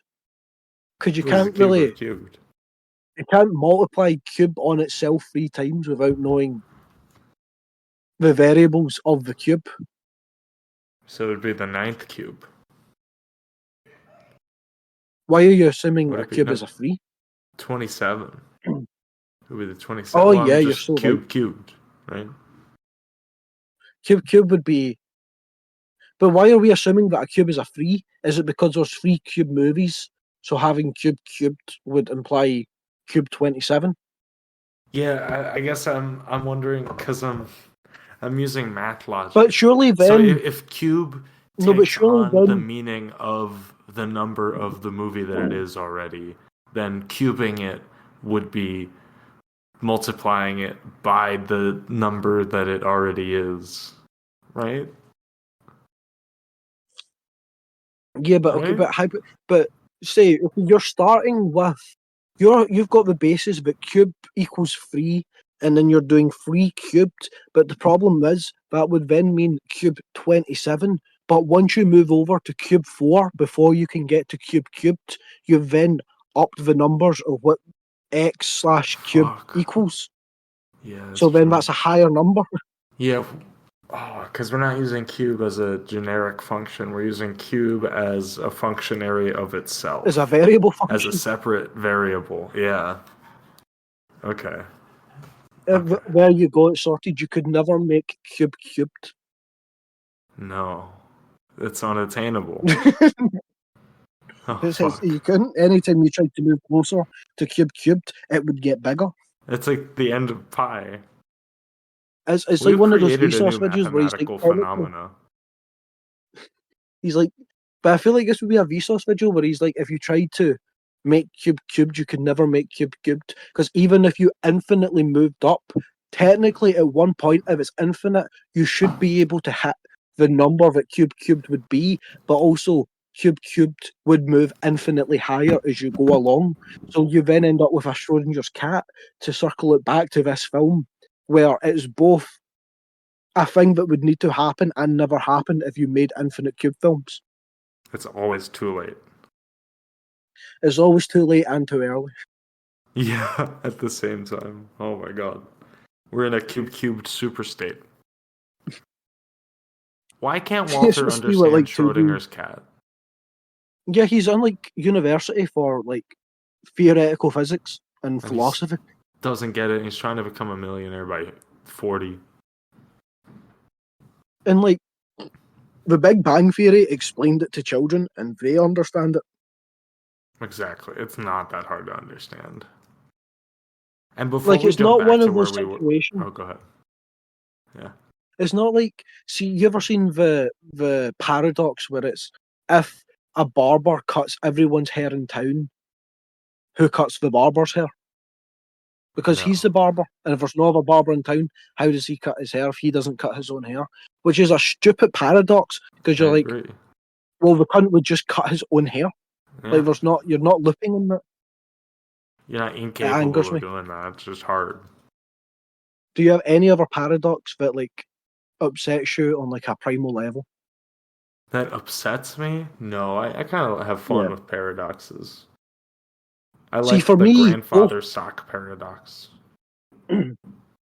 Yeah, but for me, say the grandfather paradox and the bootstrap paradox, both of them work on a basis that time would remain constant even if time travel existed. It wouldn't be able to have variables because you're a three-dimensional creature that cannot have access to the fourth-dimensional time plane, so you can't move around it, so you have to move forward in it. So even if you move back and forward, it would still be the same line.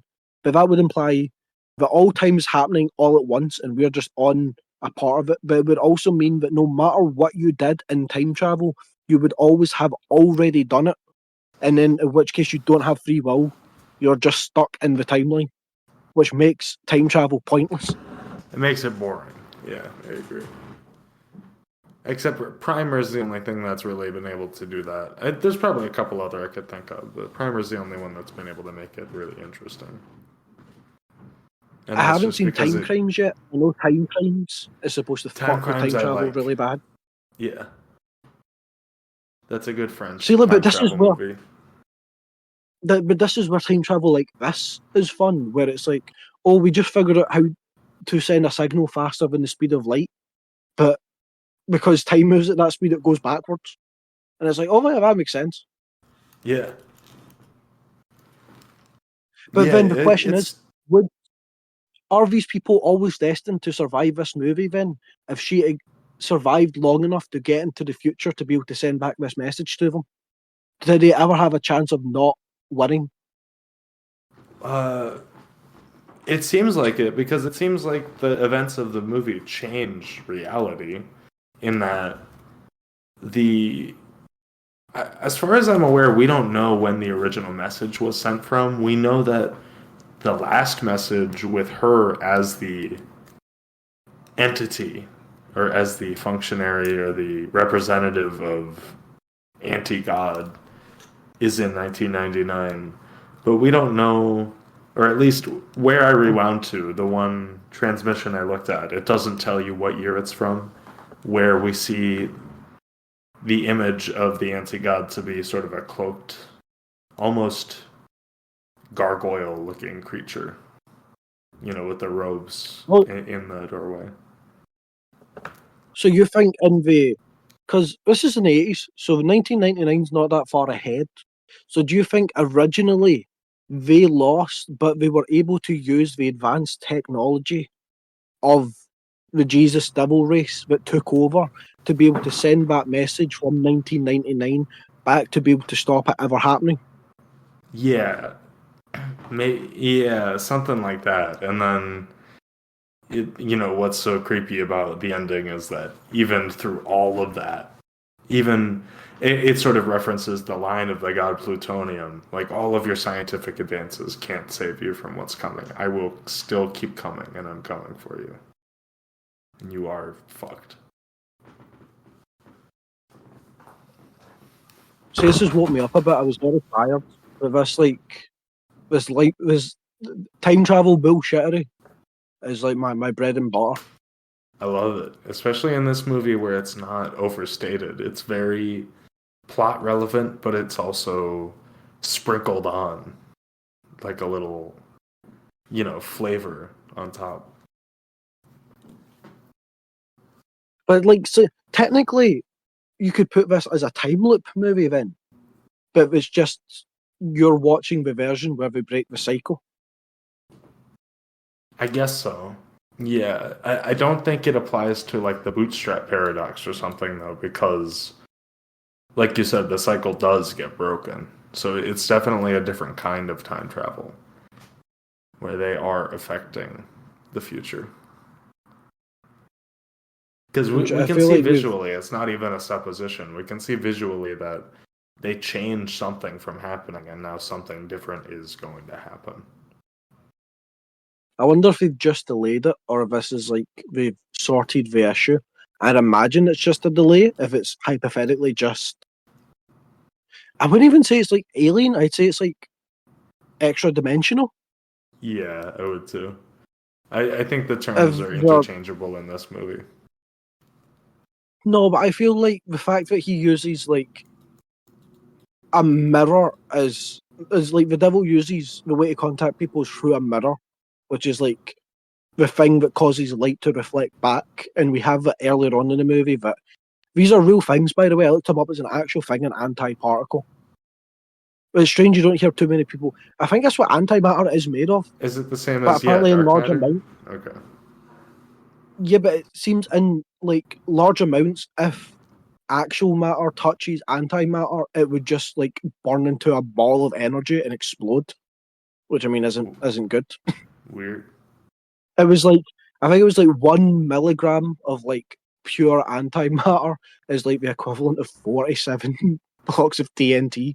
Holy shit. It's like they say if a human touches it, and in which case I'm like, well, if you could make a couple of grams in it, how many people would you need to sacrifice to power an entire town for a long time, and at which point is that worth it? Yeah. If you just put them in a really. room and go, "Hey, touch this," by the way, You do that with old people. just like sending the old when they're on their last legs. Yeah, not just any old people, like, really, like, Dr. Sleep old people, like the cat sitting on them. Yeah, I feel like the cat sitting on you is a lot nicer than touch this and implode. Yeah, very true. I did want to mention, before we get back to Walter in the little cupboard, this character, he's like Burke from Aliens, but totally useless. He's the money guy they send along with him. I need a character like this in every horror movie where I was laughing when he was introduced to the team because they bring him in, he looks at whoever he's talking to, I think one of the random guys, and he goes, What's going on? What are we doing? He just doesn't know anything. Nobody told him anything. He just showed up. Yeah, well, I think it depends because you can use them as like a way to place expository dialogue. But then I think it's more fun to have someone that knows everything and no one else knows anything and have them explain it to everyone else. True, yeah. I just think it's a Because then, fun. I want to see it because you're more, right? getting, On every movie. I like a dumbass, but I feel like in both of those scenarios you get the same outcome. But one of them goes, okay, this character's insanely smart and you should pay attention to them. And then the other one goes, this one's a fucking dumbass and you just should ignore them throughout the rest of the movie. Oh, yeah. Okay, so we're at our boy, he's watching The Demon Pregnancy, and she's like a gender bent Freddy Krueger. Or at least she's looking rough as fuck. Very Frank from Hellraiser as well. Like incredibly Frank from Hellraiser. It really But is, yeah. It looks this familiar. is when he starts to get attacked, which is when they burst through the wall, almost prison break style, to try and help him. And my god, see this poor woman. I get that she's a demon, but when she's trying to grab Walter through the wall, and they just pummel her in the head with 2 bricks. Ow! You just beat the living fucking shit out of her. Yeah, eat shit. It's not even to like a funny, it's just like a oh. But then, okay, this one demon woman, she's so hard to kill that they beat her with bricks for like 2 minutes, and then she's fine. They have to kick her out the window to kill her. And then the second one comes through, and he like one tap backflips her out of the window. Like it's not even a Oh, yeah, like. they go right out. And what did you think about? Is it Colt that the Asian teacher launches a super chopstick into his eye? I'm gonna be honest, I missed that on the rewatch. It's when he's fighting his way into the room. Okay, and then the 2 guys are there with bats ready to beat the shit out of Colt. And one of them gets squirted on, and he's like, ah, fuck, I'm turning evil. The other one gets beat, and then it turns to the Asian teacher, and he like, he turns into a superhero for a moment and launches a chopstick into his eyeball. That's just a bit racist now, isn't it? Yeah, I guess so, when you think about it. Yeah, I like it conceptually. Well, no, not conceptually, but I like You the love it idea of giving conceptually. that character like a fun action beat that's a little bit goofy but still helpful. But it's like he just whips out a single chopstick from nowhere. Yeah, that's very racist. I suppose it's the 80s. It was probably seen more as humorous back then and not just blatantly racist. Yeah, you have to assume, right? But you have to hope. I don't know what John Carpenter's like in that aspect. None of the makeup artists for this worked on Hellraiser, as far as I can tell. That's fucking crazy. Yeah, It's that's like really it's cool. so similar. One of them worked on To Live and Die in L.A. 2 years earlier. One of my favorite movies. But like Maybe my number four. it's not even the Lisa Frank that is identical. It's also take when Colt stabs himself in the neck with that wooden pole. It's like the exact same shot as when it's not Frank's brother in Hellraiser when he's going up the stairs and the nail catches his hand. It's the same shot. Yeah, I didn't catch That's that. crazy to me. These aren't the same people at all. Yeah, I'm really digging into it because I honestly would have not even not been surprised, but it would have made sense to me that they just use the same stuff on both movies to make it easier. I was low-key expecting for you to say, "Oh, it's the same company and they both had similar script helpers," considering it's both religious body horror with a dead guy that comes back to life with a warning called Frank, and both of them end with a Freddy Krueger lookalike melted person that's trying to bring demons back from hell. Yeah, it's fascinating that they came out in the same year within a month of each other, I believe. Oh fuck! So it was like an immaculate first omen situation that we got last year. Oh yeah, yeah, I guess so. Strange Yeah, it's nature's cyclical. fascinating, honestly. But yeah, okay. So Yeah. I don't get how Lisa is is bringing the devil through. I get that it's something to do with mirrors. I don't know why she's fingering her palate to bring the devil through. It's not big enough. It's not she gives So like I a think she's sort of like, she knows what's up. She knows you finger it, you could get it there, but then she gets frustrated too quickly. She just yeah, it's not doing enough decides for to her. go find something better. So she thinks, is this a window or is this a mirror? It's a mirror. I assume she's in front of. Yeah, It's a mirror. it's a mirror, and she's done with just two fingers. She rams the full fist in, and I love that. Sometimes it's what they want. It's sometimes that's what they want. But this Antichrist, okay, it's a little rotted, like fleshy person, and then the devil's hand is the buffest, beefiest, I bright fucking red love hand. it. Oh my god, what a great idea to model just a hand for the devil. And the fact that that's the size of his arm, you know that motherfucker was Oh massive. my god, yeah.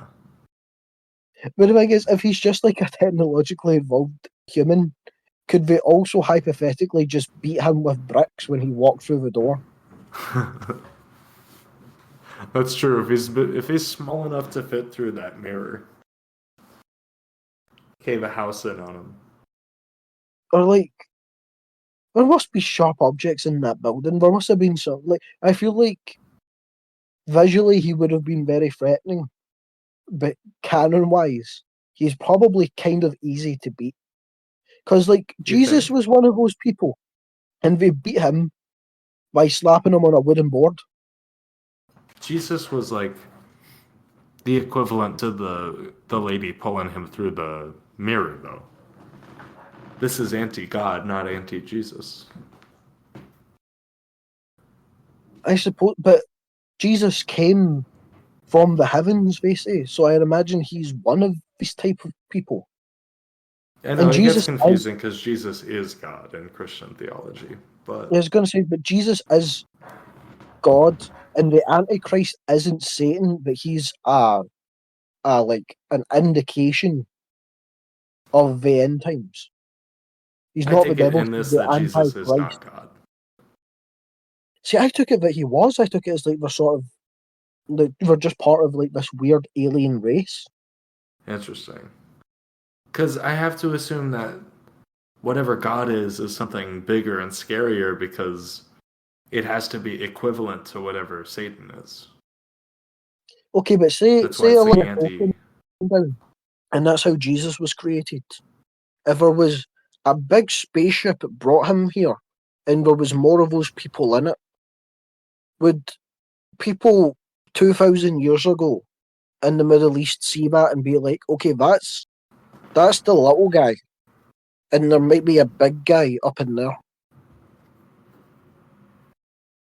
Especially if I he's like, guess oh, so. that's my dad up there. They'll be like, oh, so you're the little one. You're the little one.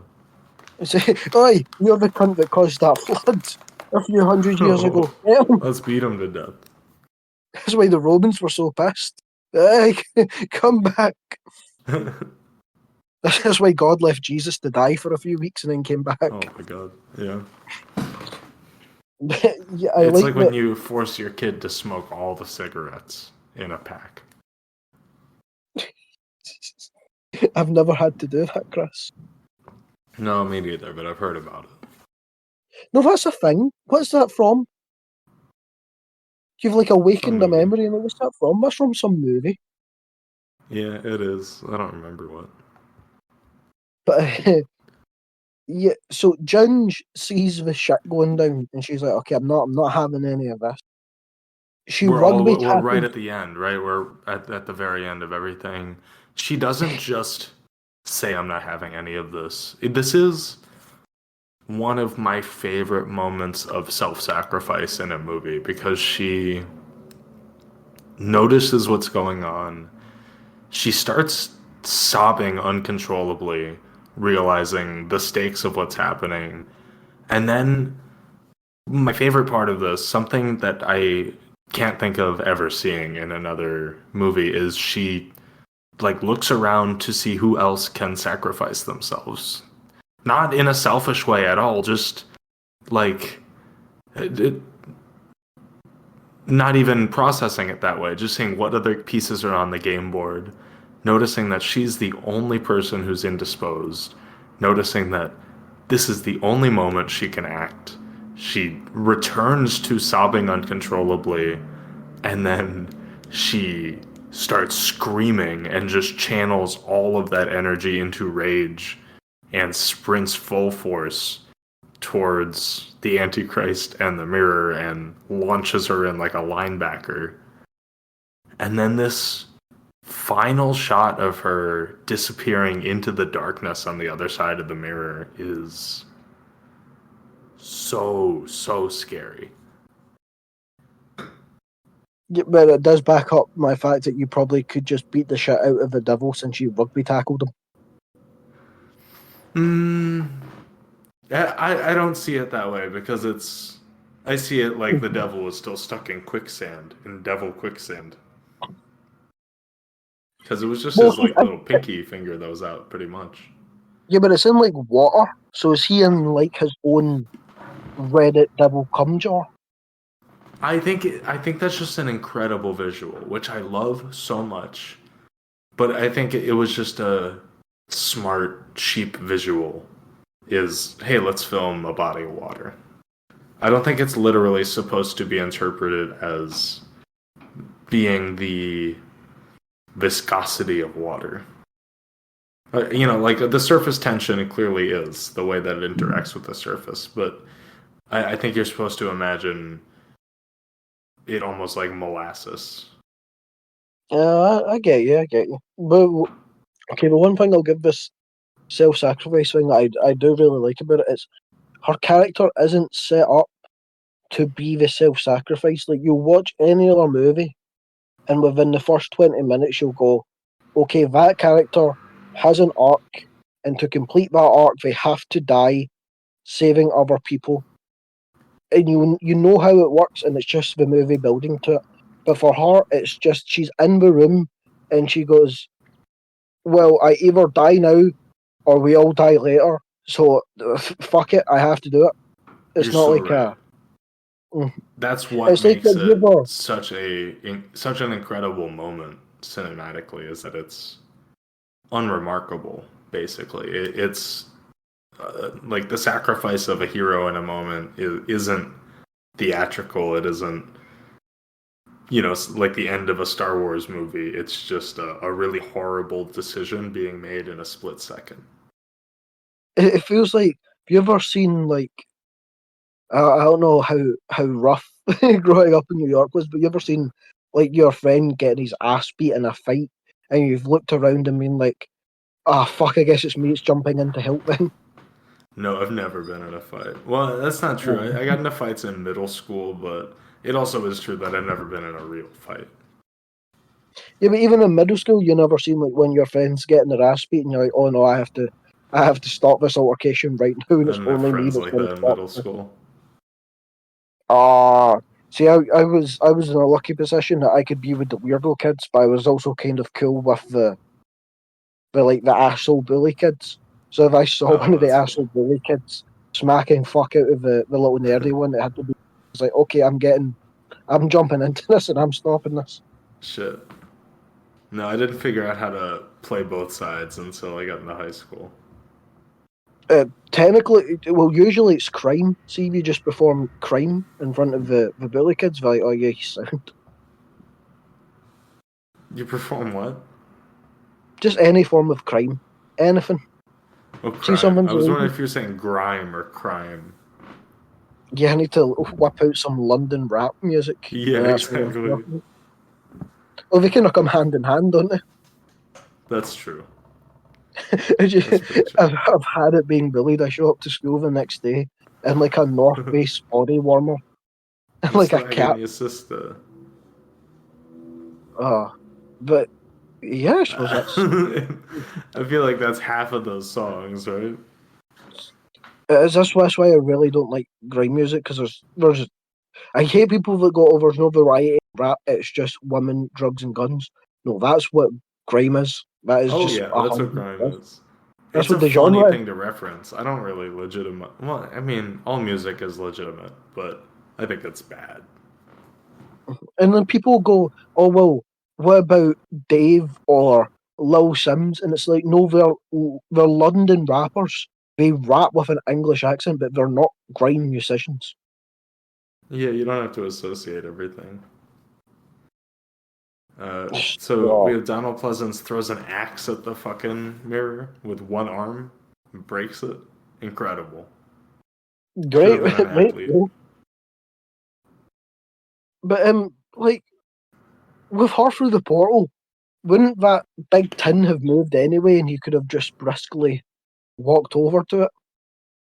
Yeah, I think he's being overly dramatic. He's like, she had her hero moment. It's my turn now, even though I no think one he, can see this. yeah, I think he knows there's no risk because if he misses it or if it just falls down, he can walk over and hit it manually. It's like when you That's what I just mean. try to throw in a crumpled up napkin into the garbage, but you probably are gonna have to walk over and pick it up and put it in anyway. Oh, see, the worst thing. See, when you're at work and you've Oh thrown no. something into the bin 500 times in front of people, perfectly fine. But every single time you throw it and you miss, you feel like the most embarrassing cunt known to man. Yeah. That slow walk over to the bin, then having to bend over like a fucking dog taking a shit next to it to pick up that bit of paper. Oh, Especially with the sanitizer rags where I work. Because I'm 99% of the time can just toss them into the bucket from 10 feet away. But every so often they'll land on the floor, and then you have to go all the way into the back to clean them and then put them with the rest of the dirty ones. see, it fucks me up in work because it happens about 3 times a day if I'm doing the security tagging because I work on the shoes. And how it works is I'll get them in, I'll separate them by gender because for some reason we gender the shoes even though they're the same size as each other. But I separate them using totes, so I tend to just chuck them. But the problem is, if the rubber hits the side of the tote, it's just going to bounce back out. So I can throw it 19 out of 20 times, it's going to go in the fucking thing. But that every 20th shoe just goes boing and flies across the room. Oh my And then god. you look like the twat that tried to show off by throwing the fucking shoe. Great. It's fucking. It's so weird that as adults, we're still like those little things that's it's so childish, but you're like, I fucking hate myself every time it happens. Yeah, I'm trying to think of any others that work, but I definitely have those. There's stuff I just like doing. I've recently gotten into flipping the shakers around like a bartender, flaring basically. Oh, I used to do that when I worked at my dessert shop. I would do it with everything. See the cans of squirty cream? Great to do it Oh, because there's a little bit of weight to I've them. been doing it with the whipped cream cans for 3 years. I love it so much. And it's good because it helps the cream. That's true. That's really true. Yeah, it aerates it. Which I wouldn't try it with like a frappe. You'll be making a mess. Well, not with the frap cup. Have you ever see if you're doing delivery and do you do the thing where you like cling film the plastic cups really tight so liquid can't come out during the delivery? No, it's all very standardized for us, which makes it stressful for me thinking about how they get to the customer, but also like we can just not worry about it. Uh we have the standard size bags for how many items, and then we put the drink tray in, put the drinks, we put a little sticker on the top of the lids, give them straws, tape them up, send them out. That's it. Nah. Over here, if you're getting like if it's a particularly I think it's just because speed bumps are so fucked in Glasgow. They'll always cling film the shit out of the top of cups just to Interesting. stop liquid. I feel like you probably could flip those. Oh, I'm fucking getting flashbacks to when I used to be in my dessert place, and if I was like in a rush, I would just grab like the cups for like sundaes and milks, and I could just flip them and let them land on the table as I was running around different things. Oh, I That's used to be fun. so sauced. What happened to me? Now I can't even throw a shoe in a tub. Damn. Oh, You gotta get it back. It's all practice. like that. How am I supposed to flip shoes? They're all different Practice. weights. You just gotta get better. Oh, It's a skill issue. yeah, but then I try and get better and I embarrass myself, and then I go, I'm never doing this ever again. Yeah, that's the thing is I'm having such a good time flipping the shakers and I'm getting better at it. I know something's gonna spill and I'm gonna be so sheepish about it and never do it again. Or you'll do it with the squirty cream, and it will be like the pressurized can will get dented, and it'll make a whoosh when all the air Oh my starts to god, come out. thank god nothing's broken. I have dropped three, four cans in my 3 years of the whipped cream while I'm flipping it, doing whatever else. I like flipping it sideways, like around my hand.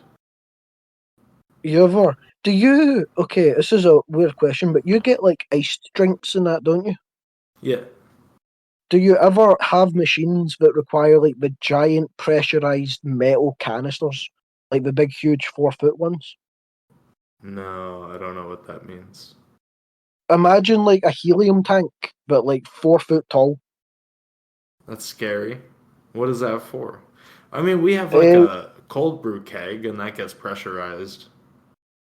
it's we use them for you get Tango ice blasts in America. I don't know what that is. It's like imagine a slushy, but rather than crushed ice, it's like it's liquid with so much air pushed into it, it makes it fluffy. So it's super, super, super light. No, that doesn't sound familiar. Oh, I had one of those forward work one day because they're supposed to get chained up against the wall, and some stupid cunt hadn't chained it properly. So when I walked past, my arse hit into it, and it fell, and the top of it kicked off, and it was like the worst scream you've ever in their big thick metal cans. So you're trying to get everyone like get to fucking cover in case this thing fucking blows up. But the thing is, human beings are stupid, so they'll hear a giant metal can screaming of pressurized air, and they'll look around the corner at it. It's like one of the most stressful situations because it'll go off for like 10 minutes, and you just have to wait and cover, hoping you don't blow up. That sounds about right. Yeah. But anyway, that's Prince of Darkness. That's Prince of Darkness, you guys. uh, Uh, I went love on a this bit of movie. It just has such a good sense of dread building up through everything. Yeah, I had fun with it. Again, I feel I'd like it more in a rewatch once I know the vibe of what I'm getting in. Yeah, take a year or two away from it. Get your sound system set up, get the 4K again, settle in with some like renewed expectations and let yourself forget a couple things. This is my favorite John Carpenter movie, even though it's maybe the one I watched the most recently for the first time, besides a couple of his bad ones. Which I think he maybe only has one bad movie. Well, it's a conversation we can get into. Since he does all horror movies, I'd like to discuss his career in general in the future. We need to go through them, but we'd have to, like, that's like a good 3 months worth of just John Carpenter, is it not? Yeah, no, I don't want to do it in a month or in a row. I don't think that is helpful, but he'll be fun to talk about as we do his movies. I love almost all of his movies, so I'll have a good time just doing them and then bringing up where they are in his career, just checking up on it. So what do we have? We have this, Prince of Darkness. We have Halloween 1 and 2. We have The Thing. What else Halloween is 2, it? he is a script writer on, but he didn't direct. Yeah, but he was on set, was he not? So he's like, Yeah, that's true. pretty Okay, much. yeah, you're right. Prince of Darkness, The Thing, Mouth of Madness. Mouth of Precinct Madness. 13 is more of an action thriller. Mouth of Madness, also Lovecraft. That's more like HP That's Lovecraft, sort of Lovecraft, and it's not as Reanimator as this. that one I also grade 5 stars. I think The Thing as well. I can't tell you if I think Prince of Darkness or Mouth of Madness is a better movie. I like Prince of Darkness more, but I think they're equivalent, and potentially Mouth of Madness is the better movie. Mouth of Madness is shit. They come from Jurassic Park and Possession. Alan Yeah, Grant. it's That's Sam Neill. He's Sam so Neill. good in that. Sam Neill, but that's more of your Elder God tentacly, like This Lovecraft. movie does not have a Sam Neill in it, unfortunately. It doesn't have like that one killer cast member. Give me the rundown of Mouth of Madness. What's like the synopsis of it? Okay, you haven't seen Mouth of Madness. Awesome. No, I haven't. Ooh, that's so cool. Okay, so you're gonna like the rundown of it. Sam Neill plays, I believe, a private investigator hired to find a writer who has gone missing. The writer is named Sutter Kane, based on Stephen King, who has written this big fucking novel recently that everyone is going crazy over.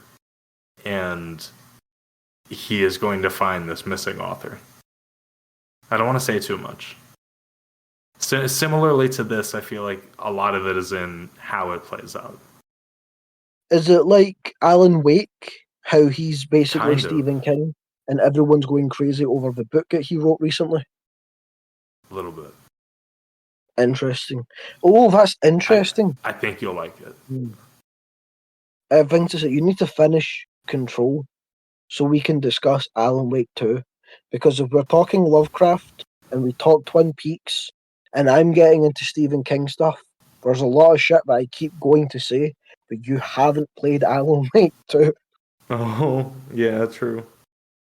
Oh. Well, all right, yeah, I'll And have to. it's so funny, going through Stephen King stuff, because almost everything I look at, I'm like, that's Alan Wake. Oh wait, that's In Control. Oh wait, that's this. Shit. Okay, yeah. I'll make sure to finish it. Even, say you've got to the bit and you must have In Control where she keeps going to like the little motel and you need to keep fucking about with lights to like change. I love that. Yeah. Very It Twin feels Peaksy. very similar. It's very Twin Peaks, but it also feels similar to Doctor Sleep when he's being Doctor Sleep and he has these It corridors does, of yeah. patients that he visits. I was like, oh, this Interesting. guy's In Control. Huh. Just to run down Carpenter, The Fog, I think would be interesting to talk about. I think it's my least favorite of his decent movies. Christine, I think, is well directed, even if it's not a great movie. There's a TV movie I do want to talk about sometime called Someone's Watching Me. The pitch I would give you is, what if John Carpenter directed Halloween, but it's set in a city instead of in the suburbs? Oh, so a slasher?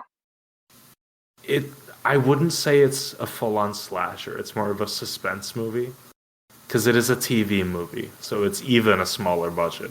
But I love what it does with, instead of the suburban suspense of, nobody trusts each other, even though everyone acts like they trust each other, like something is wrong. There's this, with the city aspect of it, there's this just, like, you get lost in the noise of everything. Like, nobody's noticing what's happening with you just because there's so much happening. It's not the quiet unease anymore, which I find really interesting. And I relate to. I think it's a good rendition of living in a city. See, I wouldn't mind doing a Carpenter theme one, because I'm missing lots of them. We and should. I do want to do King. They Live is so good. I see, again, that's a film that I've seen, but I was so young that it's like just nothing is retained. Vampires is not really good, but there's great practical effects in it. I mean, I can carry a film for me. It depends how good they are. There's some great vampire stuff in it. Ghosts of Mars is bad, but don't you want to watch Ice Cube, Jason Statham, and Natasha Henstridge fighting ghost alien zombies on Mars? Yeah, that sounds kind of sick. Yeah. To like new metal music. I don't know if that hams it up too much though. I think it depends on the band. It definitely hams it. It's nobody. I think it definitely hams it up too much. Who else is in it? Jackie Brown, what's her name? Oh, I know who you mean. Yeah, she's in it too. Oh, fuck. Well, I mean, we could just go for like, if you want and to Village keep going of the with Damned is the other one that I needed to mention. I think that's the last. That one's a remake.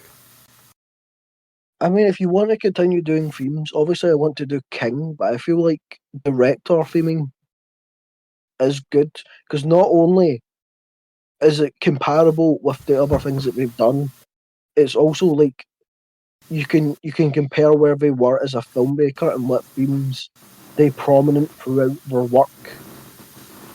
I like that aspect of the theme months the most. Is that it gives us a sort of baseline to compare everything and gives us an angle to come at analytically. So we're not just kind of shooting in the dark with everything. Okay, then back to theme months we'll go. Carpenter will be somewhere within a Carpenter theme. We don't need to make wordplay. Wordplay, I think, is causing us more issues than it's helping. You think it's hanging us up too much? We can still throw it in where we like it, but yeah. If we can find one, put it in, and if we can't, fuck it. Yeah, John Carpenter month. At some point. John... Why is there no months that begin with C? Carptember, I like. That's not... Oh, fuck. Recommendations. Who would we recommend this film to? What films, if people liked, would they like this film? I would say Reanimator is definitely one. That's a good one. Got the it has to be someone who likes things from the 90s or earlier. If they only like new horror movies, they're not going to like this. Weirdly, I think if someone likes Heretic, they'll fuck with it. It's got very similar, like, I see religious that, yeah. Religious themes. If you have a religious friend or someone has like really religious parents, they're probably going to like this movie. Yeah, if you've got someone who's a Catholic in your life and you really want to offend them. Yeah. No, someone who's, I don't want to say struggling with it. I don't want you to capitalize on their strife, but somebody who maybe is a reformed Catholic or something like that. Because, as one myself, it does help the perspective of the movie. Because I'm trying to think. Because you say people that like religious horror, but I love religious horror. But I feel like this takes the skin of a religious horror, but doesn't draw parallels properly to things in religious texts in the way that if I see, like, even with fucking the new One Piece season, where I'm like, oh, this is this is thematically a retelling of the Book of Enoch, and I can draw comparisons. This isn't that. This is God is good, the devil is bad, and the church likes to lie.